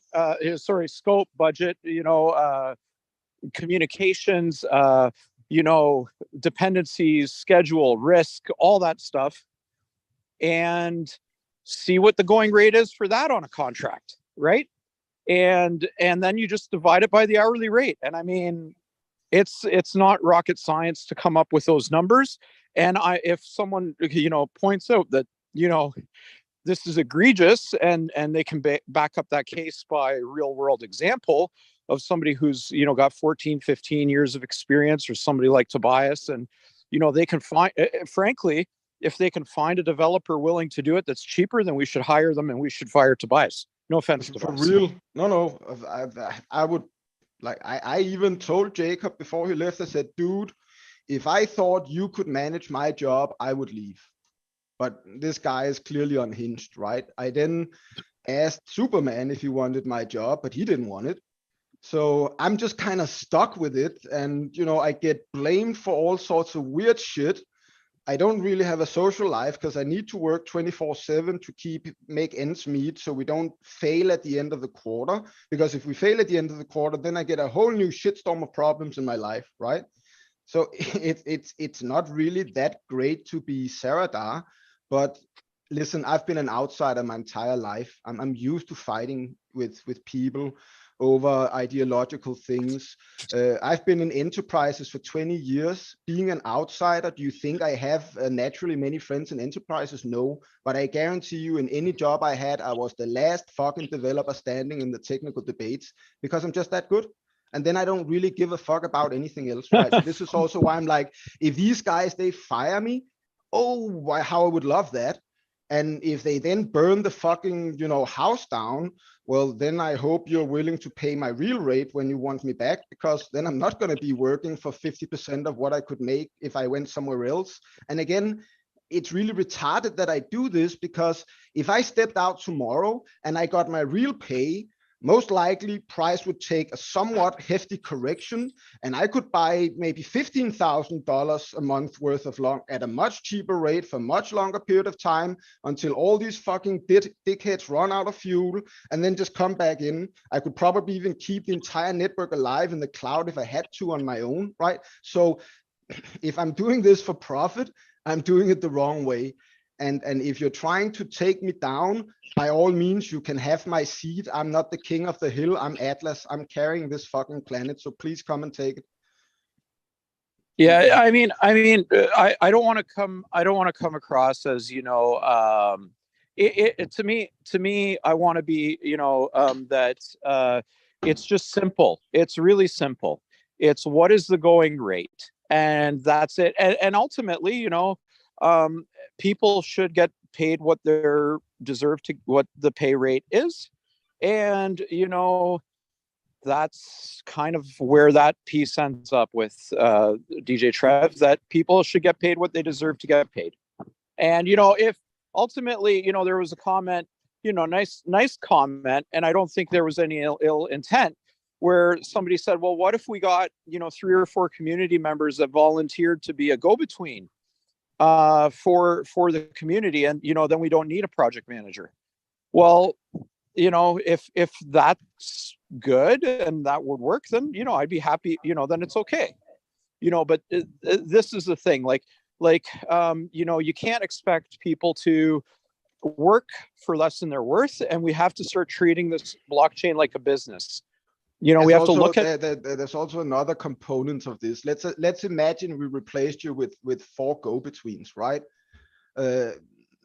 Every developer in the L1 team, except for me, is an introvert. The only other extrovert in our team is Steve. Part of his job is also making the developers talk together, because introverts don't always do that, right? So if we offloaded that to 4 go-betweens, how would that even work? Would they then take turns doing the daily stand-up, making sure people sort of talk about their things and so on? That would just be very confusing for everyone. So I'm sure you can come up with all sorts of ways that look cheaper on paper, but in actuality, what you end up with is more communication loops that then get diluted away price-wise, because people are willing to work for free, but people are not going to work for free forever. So it's basically like pissing in your pants to save a bit of money, only to find out later that it actually ends up costing you more, because you end up getting an infection in your leg and now you have to cut it off. So I'm trying to model the L1 team after any professional agile software unit that I've worked with in the last, whatever, 15, 20, 25 years that I've worked. And the bottom line is we need a project manager. It has to be one person. It doesn't have to be Steve. If somebody in Asia will do it cheaper, that's fine. We need a dev lead / senior developer / architect / security guy. That's me. If somebody can fill that role, they can have it, and so on and so forth. Because again, the reason why we're discounting our time right now is because we're not interested in trying to, leech off the community as a whole. We are also investors. I think people tend to forget this, right? So we're actually very interested in maximizing the gain from the investments. And this is also, again, why we're willing to maybe, spend a few hours here and there, because the fact of the matter is that in this quarter alone, I think I'm plus 20 or plus 25 hours just work-wise. And that is, again, I don't count in my Twitter time if it's not an AMA or a space where I'm actively speaking or something like that. So, I mean, that's 25 hours I'm not going to get back if we don't get Q2 funded. So we do put in a lot of effort. And I think what will happen if, I mean, and this is just maybe me being me, I think if Steve and I were replaced, the whole thing would just collapse. That's my current assessment. And then I have no problem being replaced tomorrow, watching the whole thing collapse and then coming back in and helping it rebuild it. I don't think that's advisable. I think it's a really bad idea. But if that is what the young investors of this, thing votes for, then I have no problem with that. That's the democratic decision, right? And then that's probably Well, the thing I so want to stay by anyways, a more little than bit of a anything. rant. I mean, at the end of the day, again, Just it's a little. not Tobias. I'm talking about this whole piece, and I mean, I think You it's just guys because woke some of me the up, and now I have energy. You must expect a rant somewhere and all of that. Come on. Yep, here it comes. yeah. So I mean,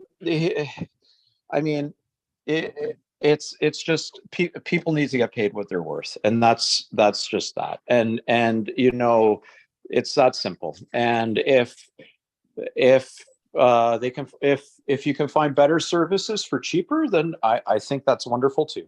And that's one, like, I'm just really a fan of people getting paid what they're worth. And the overtime isn't paid, right? So none of that is paid. It's inherently a tough thing to talk about, because if you try to stand up and say what people need to get paid, you'll be casted as you're being greedy.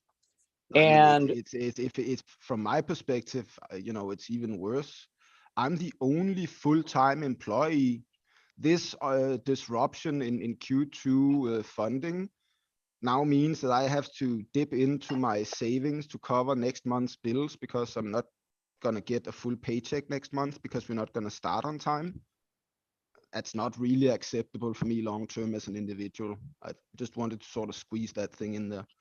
yeah, I think we've probably, Trev, I think we've probably answered this topic though, right? Like, I mean, I think we've covered the rationale. Maybe in the fullness of time, we'll just have an HR department eventually that works for the blockchain, right? And they can do all the rationalizing and all those fancy HR reports that show, the people on the neighboring blockchain make XYZ, and with this, I mean, that's what you need ultimately at the end of the day, and we just need to mature.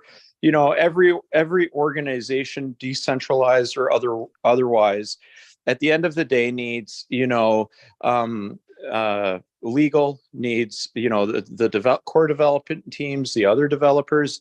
Probably not a bad idea to have some third-party accounting in the mix once we get a little more established, just to, it's nice to have everybody do their best to produce these reports and everything. But just like in real life, you have the auditor come in once a year and just say, yep, I put my stamp of approval. And I think all those things will hopefully come in time to professionalize and move things forward. But Well, just getting an employment contract would be nice, so I don't have to apply. Well, anyway, let's keep it positive. We've gone off the deep end.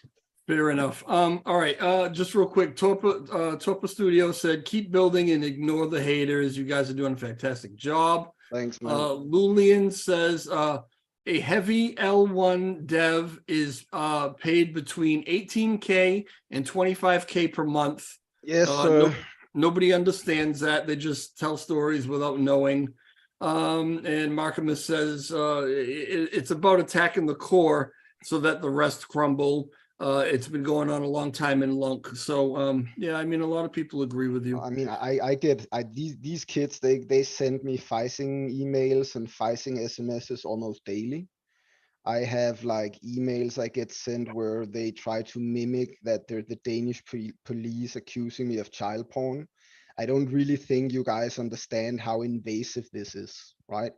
But I endure it because I've been an outsider who's been teased my entire life. So I just, focus inwards. And like I told Vin earlier, we just ignore the noise and focus on the fun stuff. And that's what I'm trying to do with the L1 team, is basically to create a safe zone where developers can have fun together and where they can innovate and create valuable new things for our investors. Like, for instance, the fee share module that we haven't even really spoken about, that we brought in recently together with Reese from Juno, which might very well be part of the 2.0 release, right? That's what comes out of creating these closed sanctuaries where the developers from TFL and TCV and the L1 team and even, a few TRX developers and so on, can just talk about code, and that is what we want to nurture as investors. That is what any blockchain wants, because that is what creates utility and progress and forward momentum.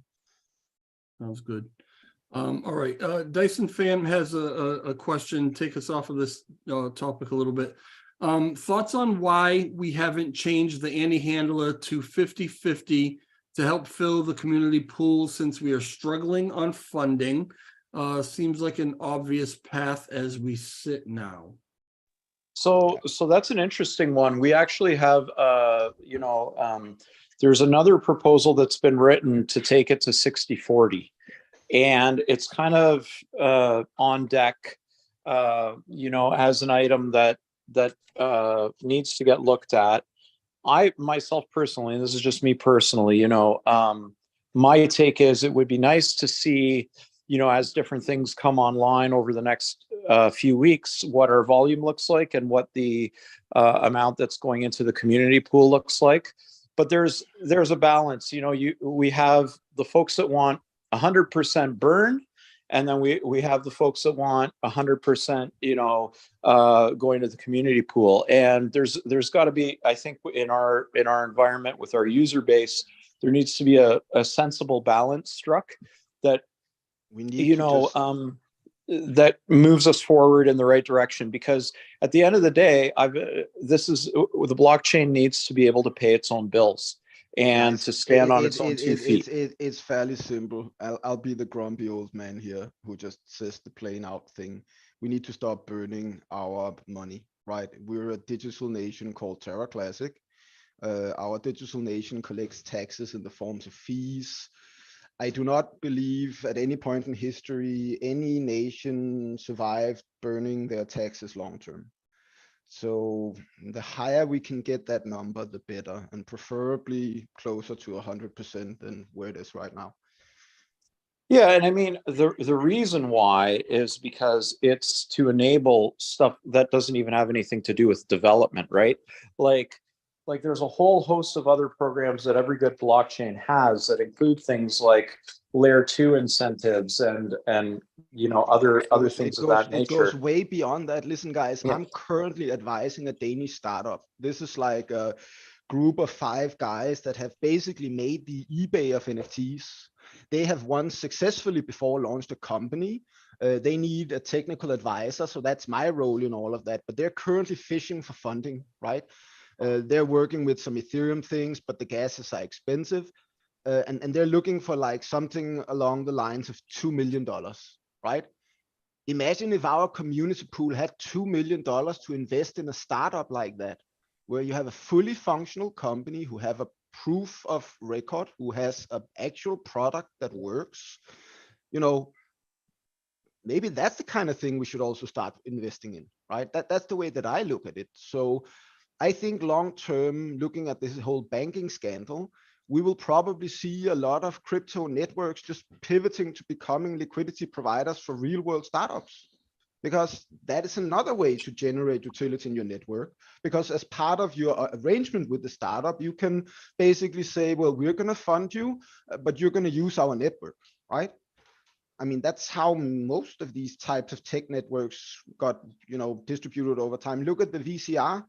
We all loved Betamax, but we still ended up with VHS because VHS were just better at selling, right? It wasn't. You know how many people right now have no idea what you're talking about? I know, but you guys know, and that's what matters here, right? Because we're having fun on a Friday night. So my point is that once had a really great format that was kind of really cool, and then some people came up with a shitty, cheaper solution that was easier to sell. And then we lost something, right? But that is, yeah, anyways. All right. I have 2 more points that I just want to make on this proposal. And again, I don't want to get too technical or to dive too deeply into these specifics here, but I was reading through, the different months and the different things that are going to be achieved. And I'll be honest, you guys love acronyms, right? I feel like these proposals are written, and I know, Steve, that you wrote this one. I feel like they're written. I actually wrote it. That's why it's full of acronyms. Agora. I'm sorry, say it again. Steve, he gave me a baseline, and then I rewrote the entire thing full of technical acronyms. So, it's So actually my fault. I have the acronyms. I have you to blame for all the acronyms. Yes, I'm sorry. Every time Zaradar and I talk, he loves to talk in acronyms, and I'm like, why are you throwing all these acronyms at me? And then he has to go back and tell me what they all mean. Yeah. You know, how do we, so here's, again, I'm going to bring it back to your line of work, right, DJ Trev? Like there's always, so could you imagine, and again, there's always a balance of how do we communicate in an effective way, but still keep the technical component of what we're actually doing listed, because it's not meant for, I mean, I don't know how to best word this. You can't really, like, the pieces that he's talking about, the acronyms, are what the technical pieces are. It's just the component that's going to be worked on. So is it now Tobias's job to write, a paragraph to explain what every single piece is in that proposal? Or is it we put it in the proposal and then we answer the question about those specific items for people that would like to know? So that's kind of the question where I look at it, how do you approach it, kind of thing. Yeah, no, I think it makes sense, but also if I can add something in here without going off on another tangent, in software development, we're very used to working with non-technical subject matter experts, right? So basically business analysts. And what happens in that process is we develop something we call a domain-specific language. So these acronyms would make a lot of sense to a person who were a subject matter expert or a person who understands the domain-specific language. And my assumption is that the serious investors in this network, they have somewhat of an idea of what they're investing in. I mean, some of them, they literally follow each issue we make and like our comments and stuff like that. So my assumption is that this is good enough. We could create like, I don't know, a dictionary for the domain specific language, but then again, that would take a lot of time. And this is why I try to aim for some efficiency where I can, like Steve said, explain it to people if we have to, but where we can easily communicate internally when we have to basically take this list of things and break it into issues, because having these sort of domain specific terms in there makes it much easier for us to say that, okay, the first one, finalized pre-release testing of Core V2 on testnet and bump to release, right? So this basically tells us that we have to take the current pre-release of 2.0 in the core repository, mount it on testnet, make sure that it works, and then change it to release, right? So there's actually a lot of different tasks sort of nested within that statement. And then often it just becomes that much easier to use these acronyms and these domain-specific terms, because then it's easier to disassemble again once we have to turn it into actual work items. But is it possible to use all your work-specific terms or whatever in documentation that you're sending back to each other? I understand what you're asking for. The problem with a more free-flowing explanation format is it simply leaves too much room for interpretation in terms of intent. So in these types of, when we craft epics and when we define features and we create work items and so on, we want to try to sort of be very clear on what we want. And the reason for that is that within software design, we have this, you can't really call it an urban legend, but we have this idea of the software swing. And it's actually like a cartoon, which is like a number of graphical images based on what outcome developers produce when you give them certain inputs. And it's like everything from you're basically asking the developer to build a swing, and he will give you anything from a rope with a tire to an actual swing to something that is not really a swing, but kind of is a swing, to maybe a roller coaster, because that's what happens within software design, right? The hard component of software design is communication. And when you miscommunicate requirements to developers, you get something other than what you want. So this is why, again, you need to keep it fairly condensed and fairly to the point. Otherwise, you end up with getting more than you want. And that is the challenge of software development. We call this it's not really the 80-20 rule, but they kind of like to call it the 80-20 rule anyways, right? So there's this idea that within any software project, you spend 80% of the resources sort of doing the last 20%, because you're always wrong. There's always something you didn't predict right. And your earnings is based on your ability to, sometimes do it faster, sometimes do it slower, basically. And the way that we navigate this as experts is, again, by making sure that we work with domain-specific languages, that we have very clear, well understood taxonomies within our development teams. So there's no room for misinterpretation. Otherwise, the investors, they end up paying for a few extra potato cannons that nobody really needed. I don't let on as much technical stuff as I actually know. I kind of keep you guys thinking I don't really know anything, but just to kind of demonstrate, I know that this is work with TCV, Terra Vita, to patch the GUI, the graphical user interface assets, station extension mobile, with the new Terra.js NPM, which is the node package manager. I mean, I know this stuff, but I have to advocate for the people who don't. No, I totally understand that. And it's like, I'm hoping that at some point everything becomes so stable that we can pivot to educating the community more. That's again why I want to build out the dojo. Right now we're doing the Cosmos SDK thing, but I have at least 20 plus dojos around all sorts of subjects, from distributed systems development theory in general, to working with Docker, to working with, I mean, we want to bring technical knowledge into the community, but we cannot do that until we are well enough funded to do these things, right? Again, if you're in a situation where you have limited resources, you feed the workers you need and you starve the rest. That's what I tried to teach Terra Rebels, and they didn't listen, so I left. That's what I'm trying to also teach people in like Duncan and so on. We can have great aspirations, but right now everybody's starving and everybody's willing to help, finance Duncan so he can eat and get elevated to the top of Maslow's pyramid of needs and start becoming creative for the benefit of everyone. Full disclosure, I've got Lulian DMing me on TG and giving me all these acronyms and telling me what they all mean.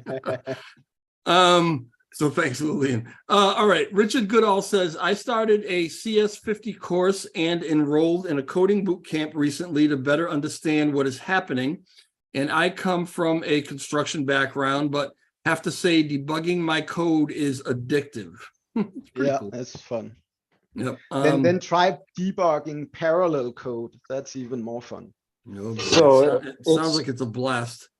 Some people love. I actually went to school for it, and I ended up it wasn't, sitting and coding all day was just not my cup of tea. And it's interesting, some people like it's funny, when I was a developer and I did it as my full-time job, I used to wake up in the middle of the bloody night and suddenly realize why my code wasn't compiling. It's like the strangest thing that happens. And it's like, oh my gosh, it was so stupid. How did you not realize you missed a semicolon or a comma somewhere in your 200 or your 2,000 lines of code? And anyway, long story short, I'm a fan of anybody who loves it. So yeah, it's a good thing. But I want to tell a really short version of a long story that relates to this. I once spent 3 months debugging what's called a race condition. And a race condition is a problem when code fails under situations where multiple threads touch the same thing in memory, right? Something that's not what we call thread safe. After 3 months of debugging, I found the flaw in Microsoft's software. And I had talked with these guys for months, right? So debugging can be like an adventure sometimes. It's like you're looking for the needle in the haystack and you don't know where it is, but there's this magical world of things going on where you can find all sorts of other things on your journey that you didn't really know, and then you learn stuff. So I think I tend to tell people that good developers, they can close their eyes and then they can be like Cypher in the Matrix, where they can actually visualize what their code does. When you get to that point, debugging kind of becomes like the Matrix, and it's kind of fun and actually highly addictive, and it's what keeps me up at night. Yeah. Cool. All right. Two last things. One from the chat and one from myself. So Gio asks, can you maybe talk with Zaradar about Duncan, his Agora article? Duncan is talking about a fork, and I'd like to know what Zaradar thinks about it. Wow. I mean, Duncan comes up with a new idea every day. So last I spoke with him, we agreed to start from scratch in Q2 and piece things together again. But I want Duncan to be creative, and then I don't want Duncan to be limited by my inherent maybe being too old and not seeing the creative component of his idea or whatnot. So let Duncan be Duncan. Let him be the free spirit he is. If people want what he wants, we'll vote for it. He knows full well that he will have an ambition, and then he will need to work with the developers, and he's not a developer himself, and he says these things very clearly. So let's just have an idea guy, for fuck's sake, and let him, try some things. We spend so much time sort of bickering over our different people's ideas. Let's go into a fucking golden age of creativity where we just set people like Duncan free, while the L1 team can act as gatekeepers in terms of keeping the platform stable. And then let's see where that leads. I think the word fork just sets off people's PTSD a little bit. If Duncan wants to create a fork, right? I mean, that's definitely a different network. I haven't read it, so maybe what Duncan means is he wants to fork stuff and then create a side chain because he want to create a shadow copy.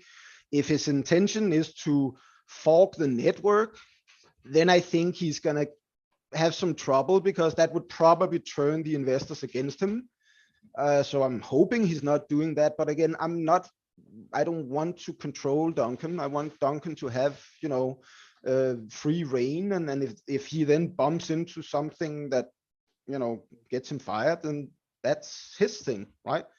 I do the same thing with the L1 team, and I want these teams to learn to work together and respect each other. That's basically what I'm trying to get to. So inherently, I guess I don't really care, because I know what my priorities are. And my priorities is just to help Duncan with the technical component of whatever he convinced the investors to do. All right. All right. LBA.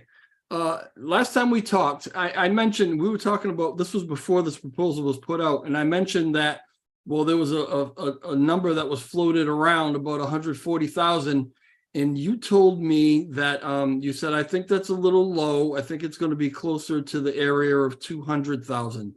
And then we get the proposal and we're looking at 139.5.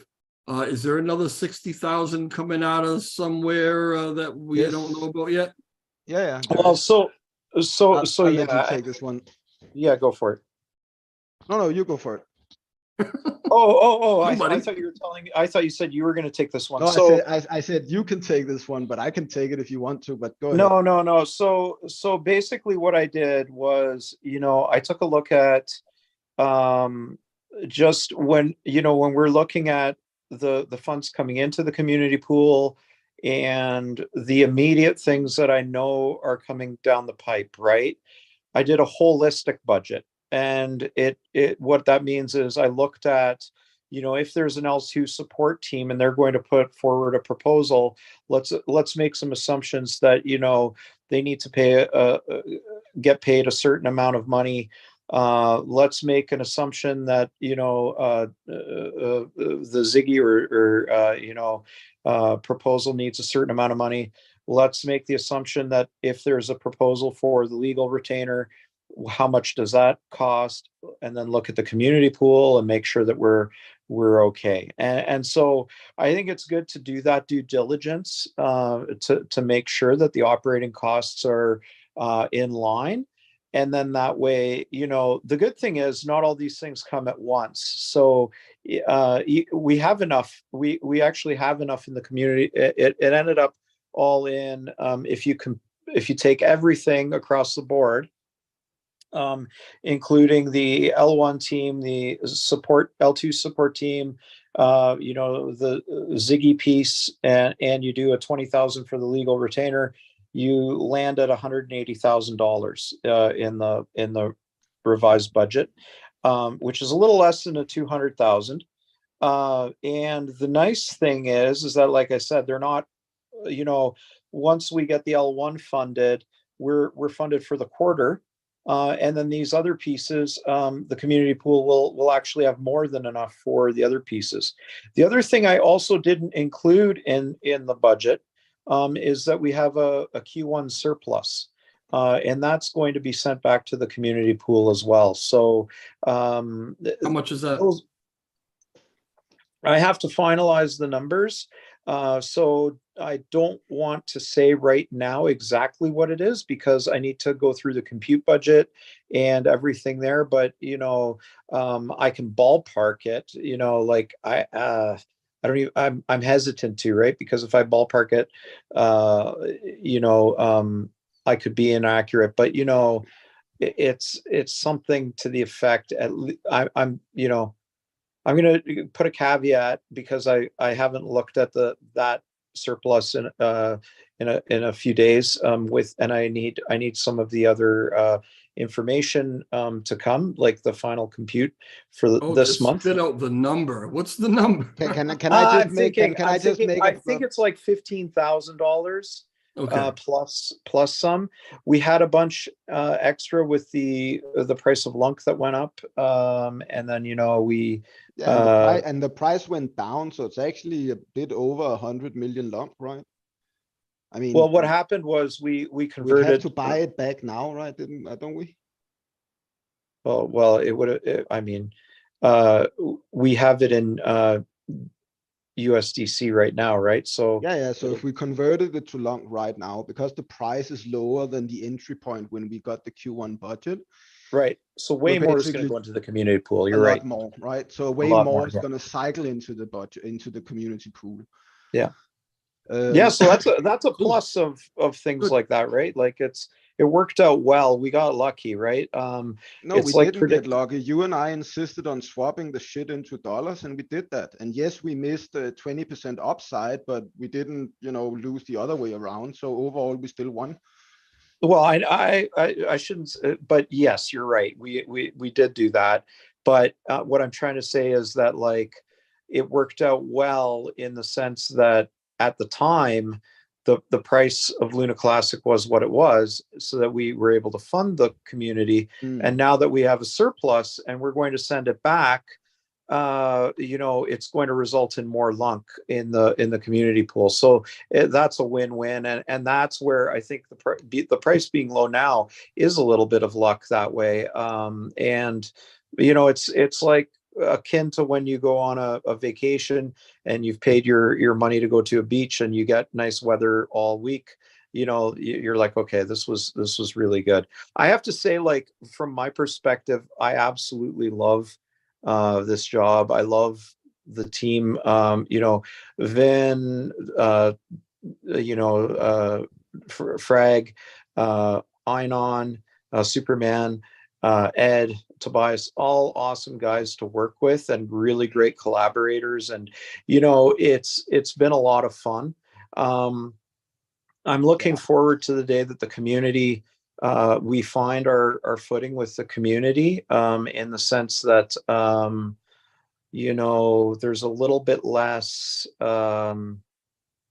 I don't know what the Well, word sniping, I you know, guess I but would say, or like, if I can make a point here, right? Like yeah. 10 minutes ago or 5 minutes ago, Trevor's like, come on, spit it out. The fact of the matter is that you're seeing Steve and I becoming increasingly like politicians because we're under fire.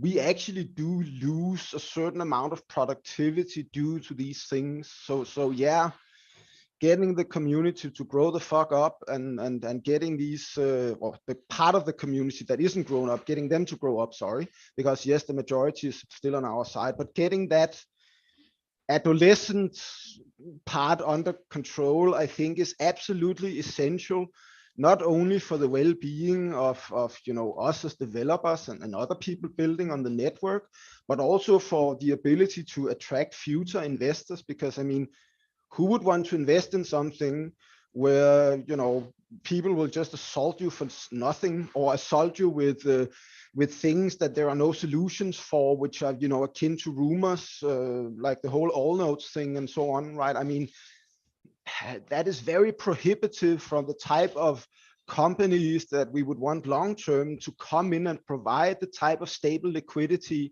that can repeg USTC, that can push up the price of long, that will enable us to actually run a real swap market with commodity tokens that are just sound money and not repegged to $1 or whatever. We might as well repeg it to $2. Why $1? That's my point here, is that at the end of the day, the price point doesn't matter. It's about the economic activity in the network. And the higher that gets, the higher the price goes. And then it stabilizes, and then it might crash to correct. But then as soon as you have real financial liquidity, like real business liquidity in the network, these businesses, if they build real world businesses that people use upon that, then they will just buy the dip, right? I mean, look at Bitcoin. You have MicroStrategy buying any dip under $20,000 for like millions of dollars worth. Imagine if we had people doing that in long, then price would go to $1 tomorrow, right? I mean, that's the whole point here. And these people, they're not like, they don't really care about anything other than having professional contractors that agree to goals and deliver on targets, right? They don't want to, deal with other investors who sit around insulting them when there's a general investor meeting. They would probably just rather buy these people out, or basically put some lawyers on them, right? So that's the type of investor that long-term we want, because those are the ones that are committed for the long haul and who bring in economic activity and users and so on. Steve, I just want to remind you, so you don't forget, when you're figuring out the numbers, the final numbers on this overage from Q1, don't forget to factor in the award for the most active COC member. Well, that's we're sending coming out of that money, right? Strathcole is getting a prize. That's messed up. Trolling you, dude. No, you know what, Strathcole, everybody did a great, I really commend everybody on the COC that did a great job. Everybody you just got the Steve Commendment Award. You should be thankful. I'll put that on my shelf.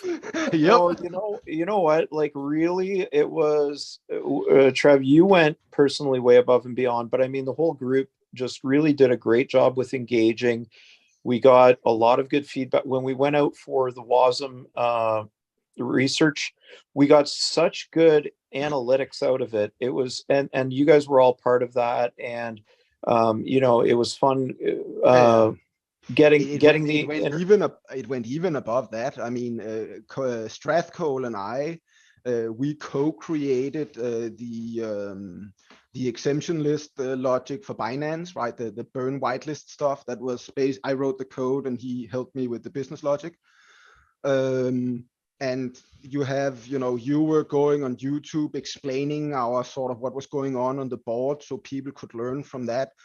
I mean, I think losing you guys was a huge loss. I understand why you guys decided to do what you did, but I think you all deserve an award, and I also think you all deserve recognition. And I'm hoping that we can, find other candidates that can, live up to your example and basically follow this sort of trend of silent oversight, if we want to call it that. It's not really oversight, it's more like silent observation, I guess, but I still think it's an important component because, like I told you the other day, when we were talking about the demon space, you know, it's like, I need people like you to come in and ask critical questions to keep us honest.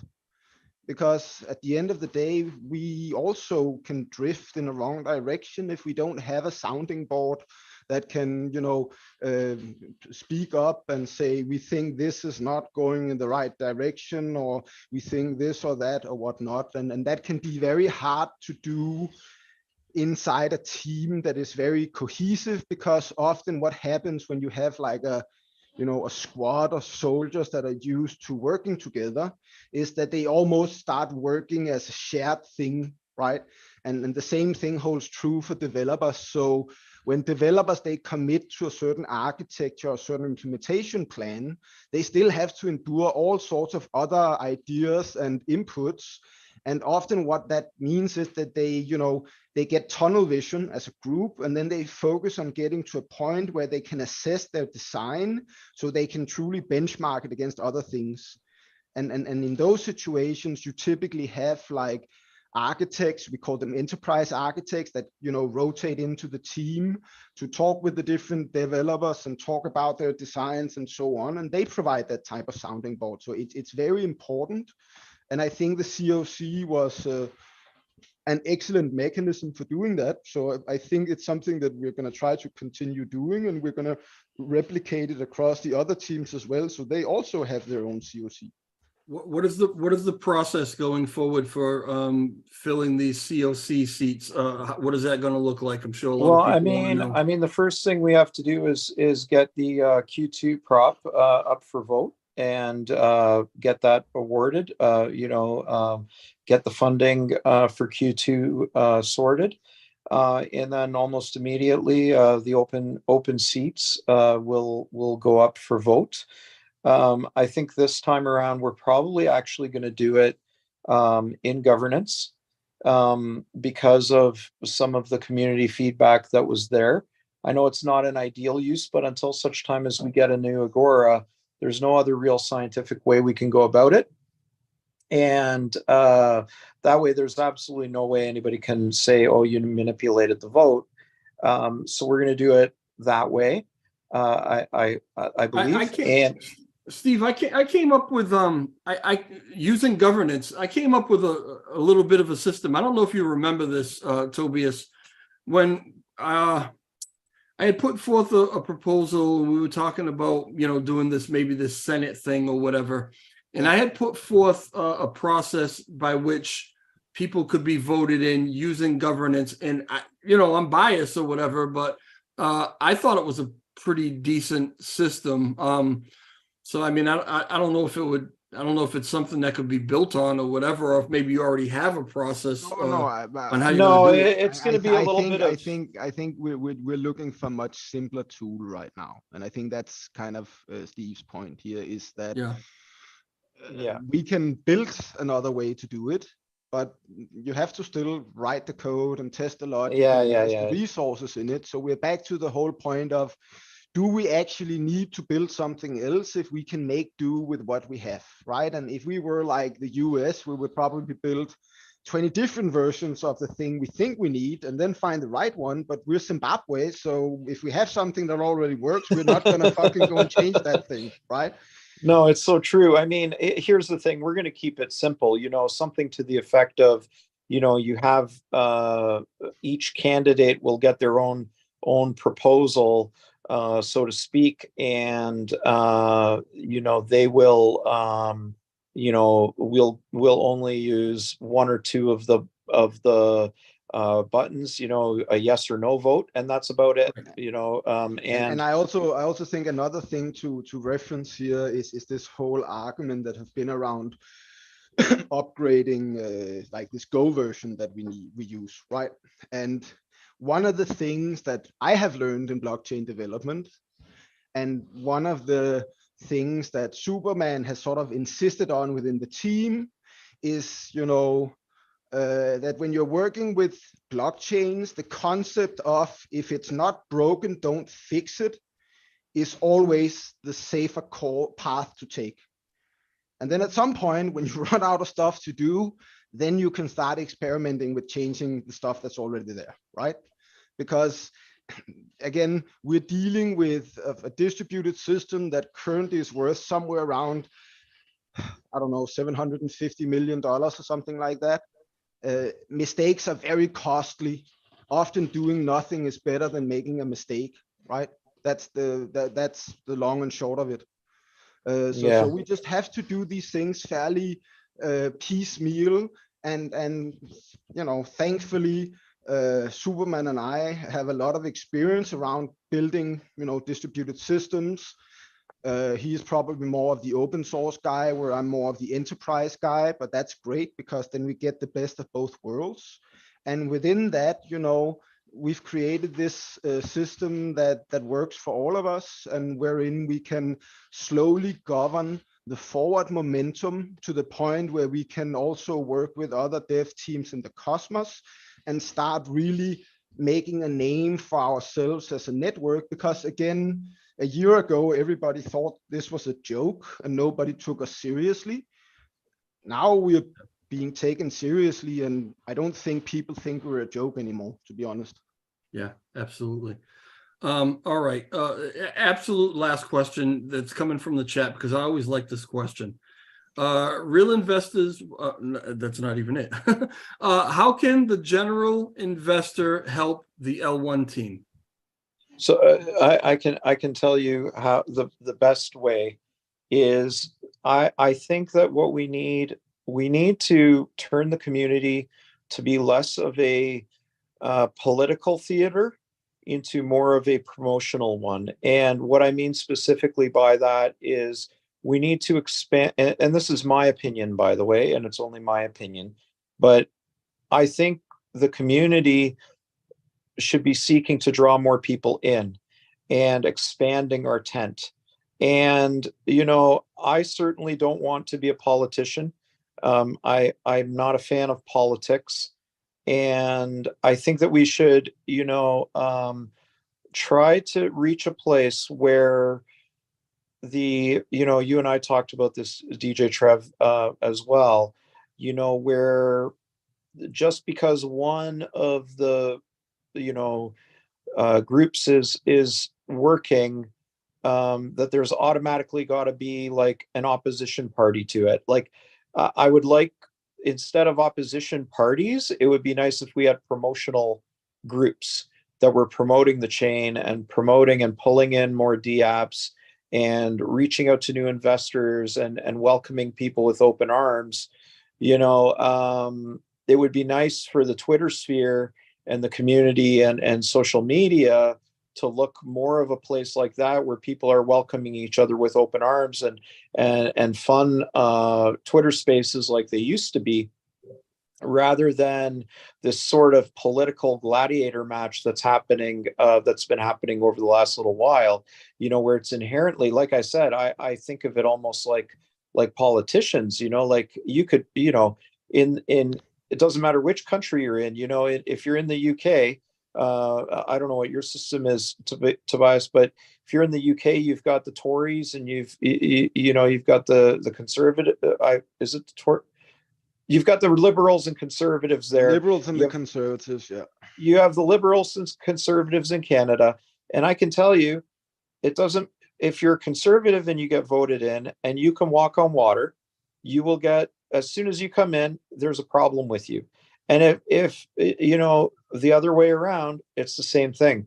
And it would be nice if there was a way, you know, that we could eventually prove ourselves enough that the working environment for the L1 team would be much nicer. You know, I think I speak for myself in that regard. Like, I think that's the only thing. If I look at the whole job end to end, you know, that's the only thing that's a detractor for me. Everything else is super cool, super fun. It's the same for Ed and myself, and I think I was the other day I was talking with Steve about, you know, how high IQ people interact with others, and high IQ people normally tend to shy away from conflict, right? So when we have some high IQ people, they love conflict. So it's not all of them, right? This is not a generalization, but the point is that the more conflict we generate, the more people we will push away and not bring in. And that is really what's at stake here. And I think Steve really put it very well, right? It's about pivoting it from a political thing into a promotional thing, because I mean, we can argue to the end of the earth, nobody cares, but the people in our community, so the only people who lose long term are themselves and us and who all the people arguing, right? So it's kind of weird, but at the same time, I also get it because it's very human. And I think, you know, people are all still very frustrated and traumatized, and maybe some people have bad lives, and it's easy to take stuff out on others. And you know, this is also why I have tried to, you know, make a case out of apologizing to people if I go out of my way. Sometimes I don't, but you know, the point is that in general we should try to just focus on solving problems rather than creating more problems. Yeah, I mean, to me, what's most important, you know, out of the whole mix, we'll figure out, we can solve the technical challenges around, you know, how do you do Ziggy? How do you, you know, how do you do, what should the community pool intake be? What should, you know, which versions of the software do we need to upgrade to? All that stuff will come. You know, DApps will come, and I can tell you more DApps will come. At least, again, my opinion, and it's only mine, but if you have a nice, warm, welcoming environment that's fun and exciting, you're going to attract a lot more people. You know, the old saying of you get a lot more bees with honey than you do with vinegar. And I just think that, you know, that would be nice for us to try to start attracting, attracting more investors, attracting, selling the benefits of the blockchain.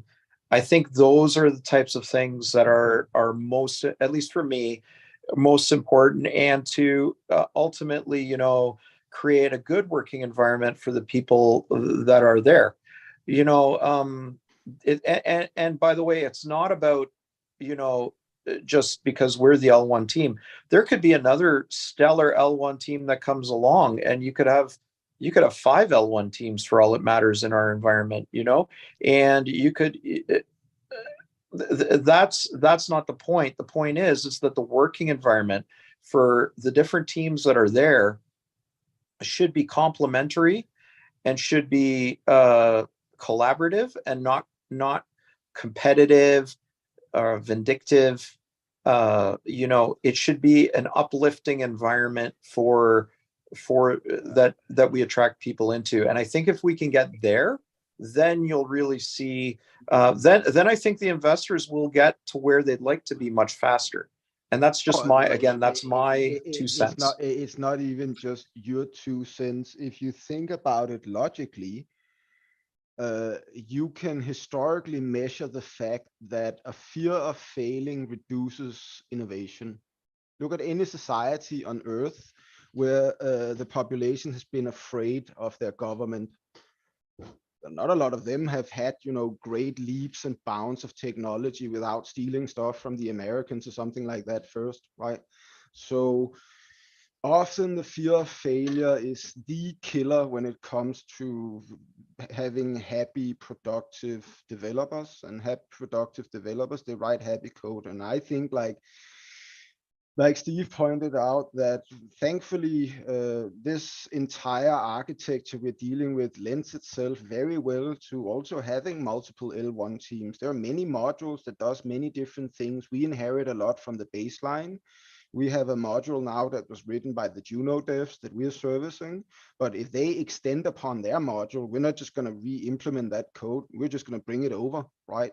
So by extent, we already have many L1 teams working on our platform. And we just want to keep fostering the sanctuary for these developers to ensure that we don't end up in this political noise all the time. And that is why I think we have been fairly successfully curating a Slack where we have, like I said, TFL, we have TCV, we have some of the XTR guys, we have the L1 people.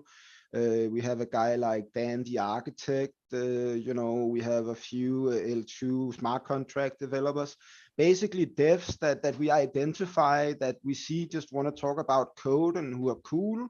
They get brought into the Slack, and that provides a much better working environment for us to collaborate in and help, speed up our shared momentum, like getting pull requests approved or fixing stuff that other people wrote or whatever. That's the type of environment that developers are used to working in.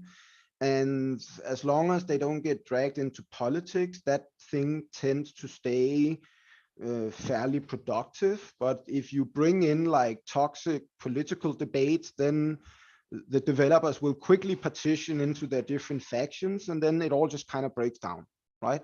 So this is why we need to make sure to protect this type of interaction, collaboration sort of thing. Who remembers the original question that was answered? I mean, that was asked. The original question was what could the community do to help the yeah, no, L1 that was developers? right. No, that was awesome. And so the short answer, nice. is just to pivot from politics to promotion. Politics to promotion is like the 3-word answer that we just went into a lot more depth on. But if the community can focus on promotion of why people should be here, I think that's a much better use of time, in my opinion, instead of being overly don't get me wrong, there's nothing wrong with engaging in discussion, and we want that. We want we want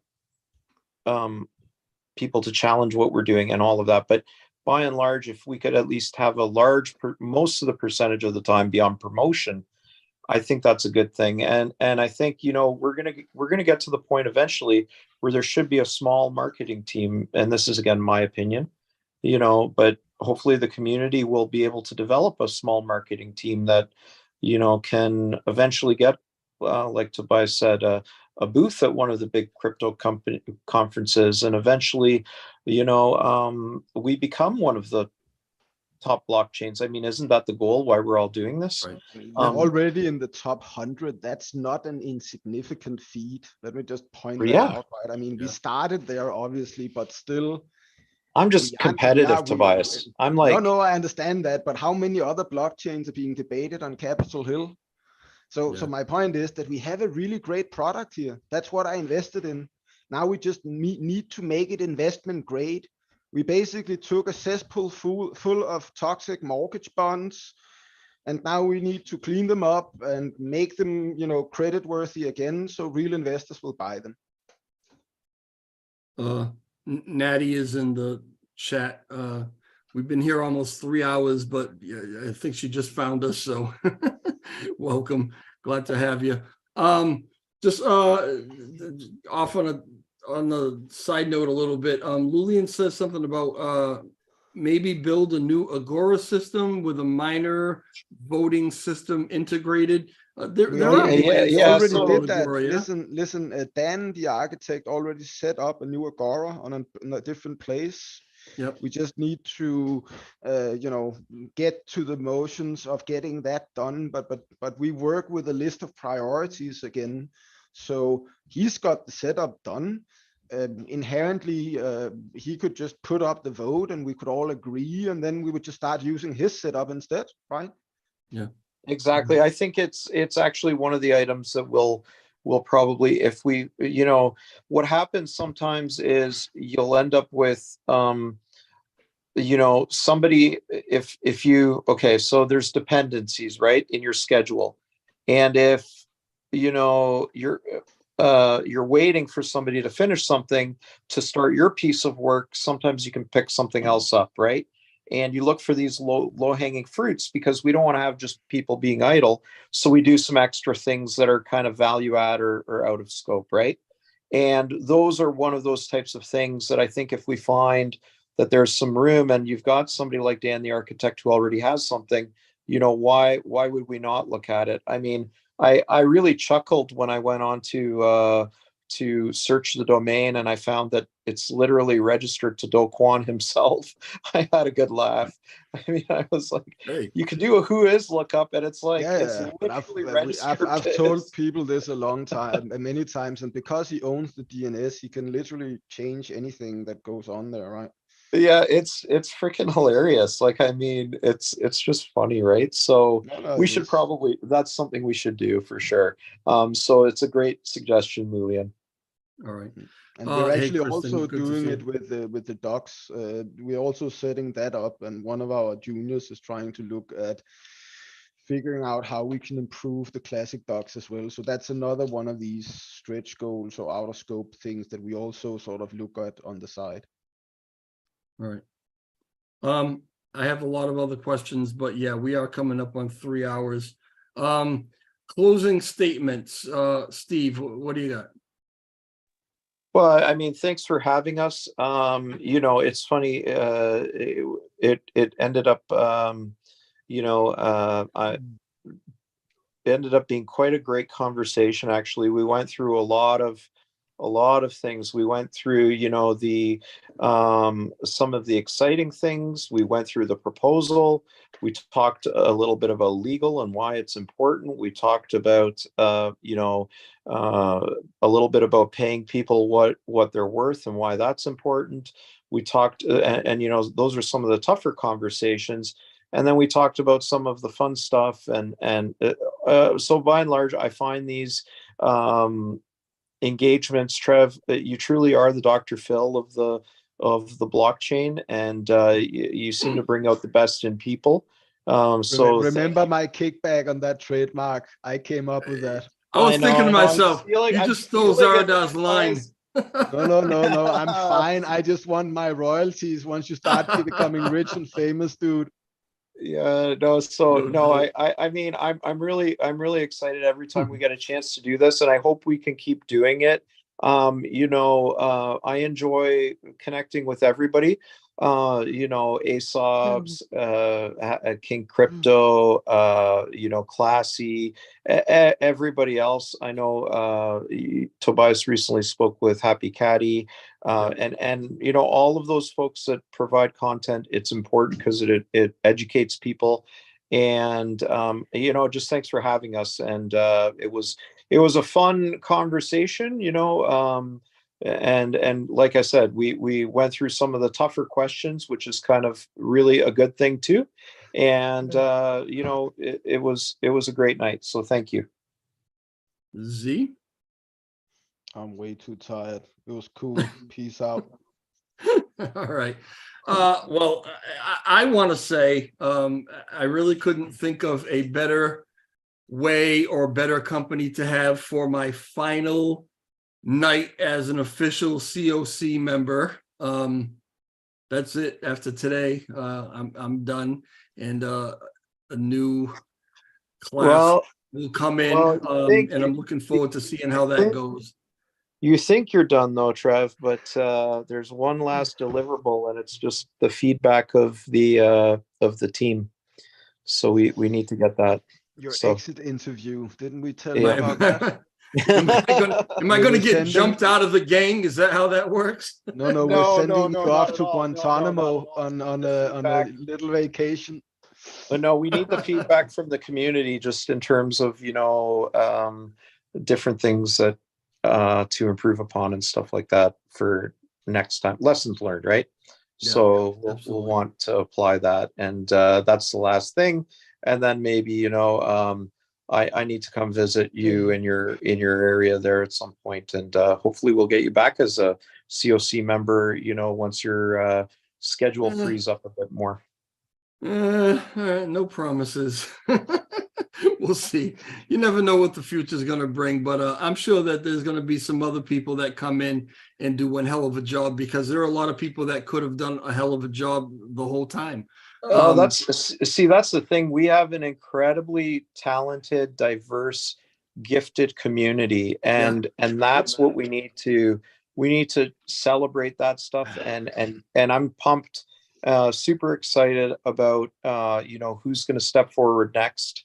And ultimately, it's exciting to get to work with new people too.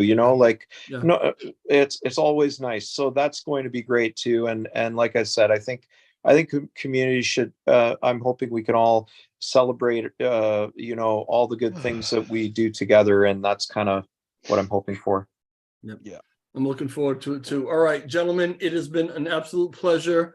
I will talk to you again soon. I mean, I'm not going anywhere. Nobody's going anywhere. I'm sure we'll still continue to do plenty of these chats. Like I said, there's so much more to talk about.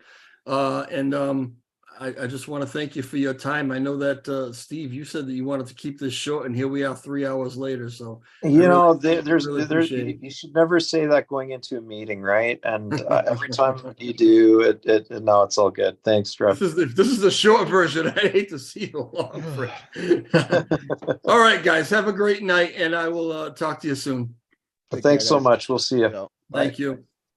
Everybody in the chat, those who have been here from the beginning and hung for 3 hours, wow, I really, really appreciate you. Those who came in a little later on, I'm glad that you found us. Yeah, we will continue to do these. It doesn't really matter if I'm on the COC or not. I've really formed a bit of a relationship with these guys, and I don't see that changing, just because of title or whatever. So I look forward to a lot more of these interviews or live chats or whatever you want to call them. And I look forward to seeing all of you right back the next time. So I appreciate you all. Thank you very much. Hit the like button if you could on the way out. If you don't want to, that's fine too. And I'll talk to y'all later. All right. Ciao.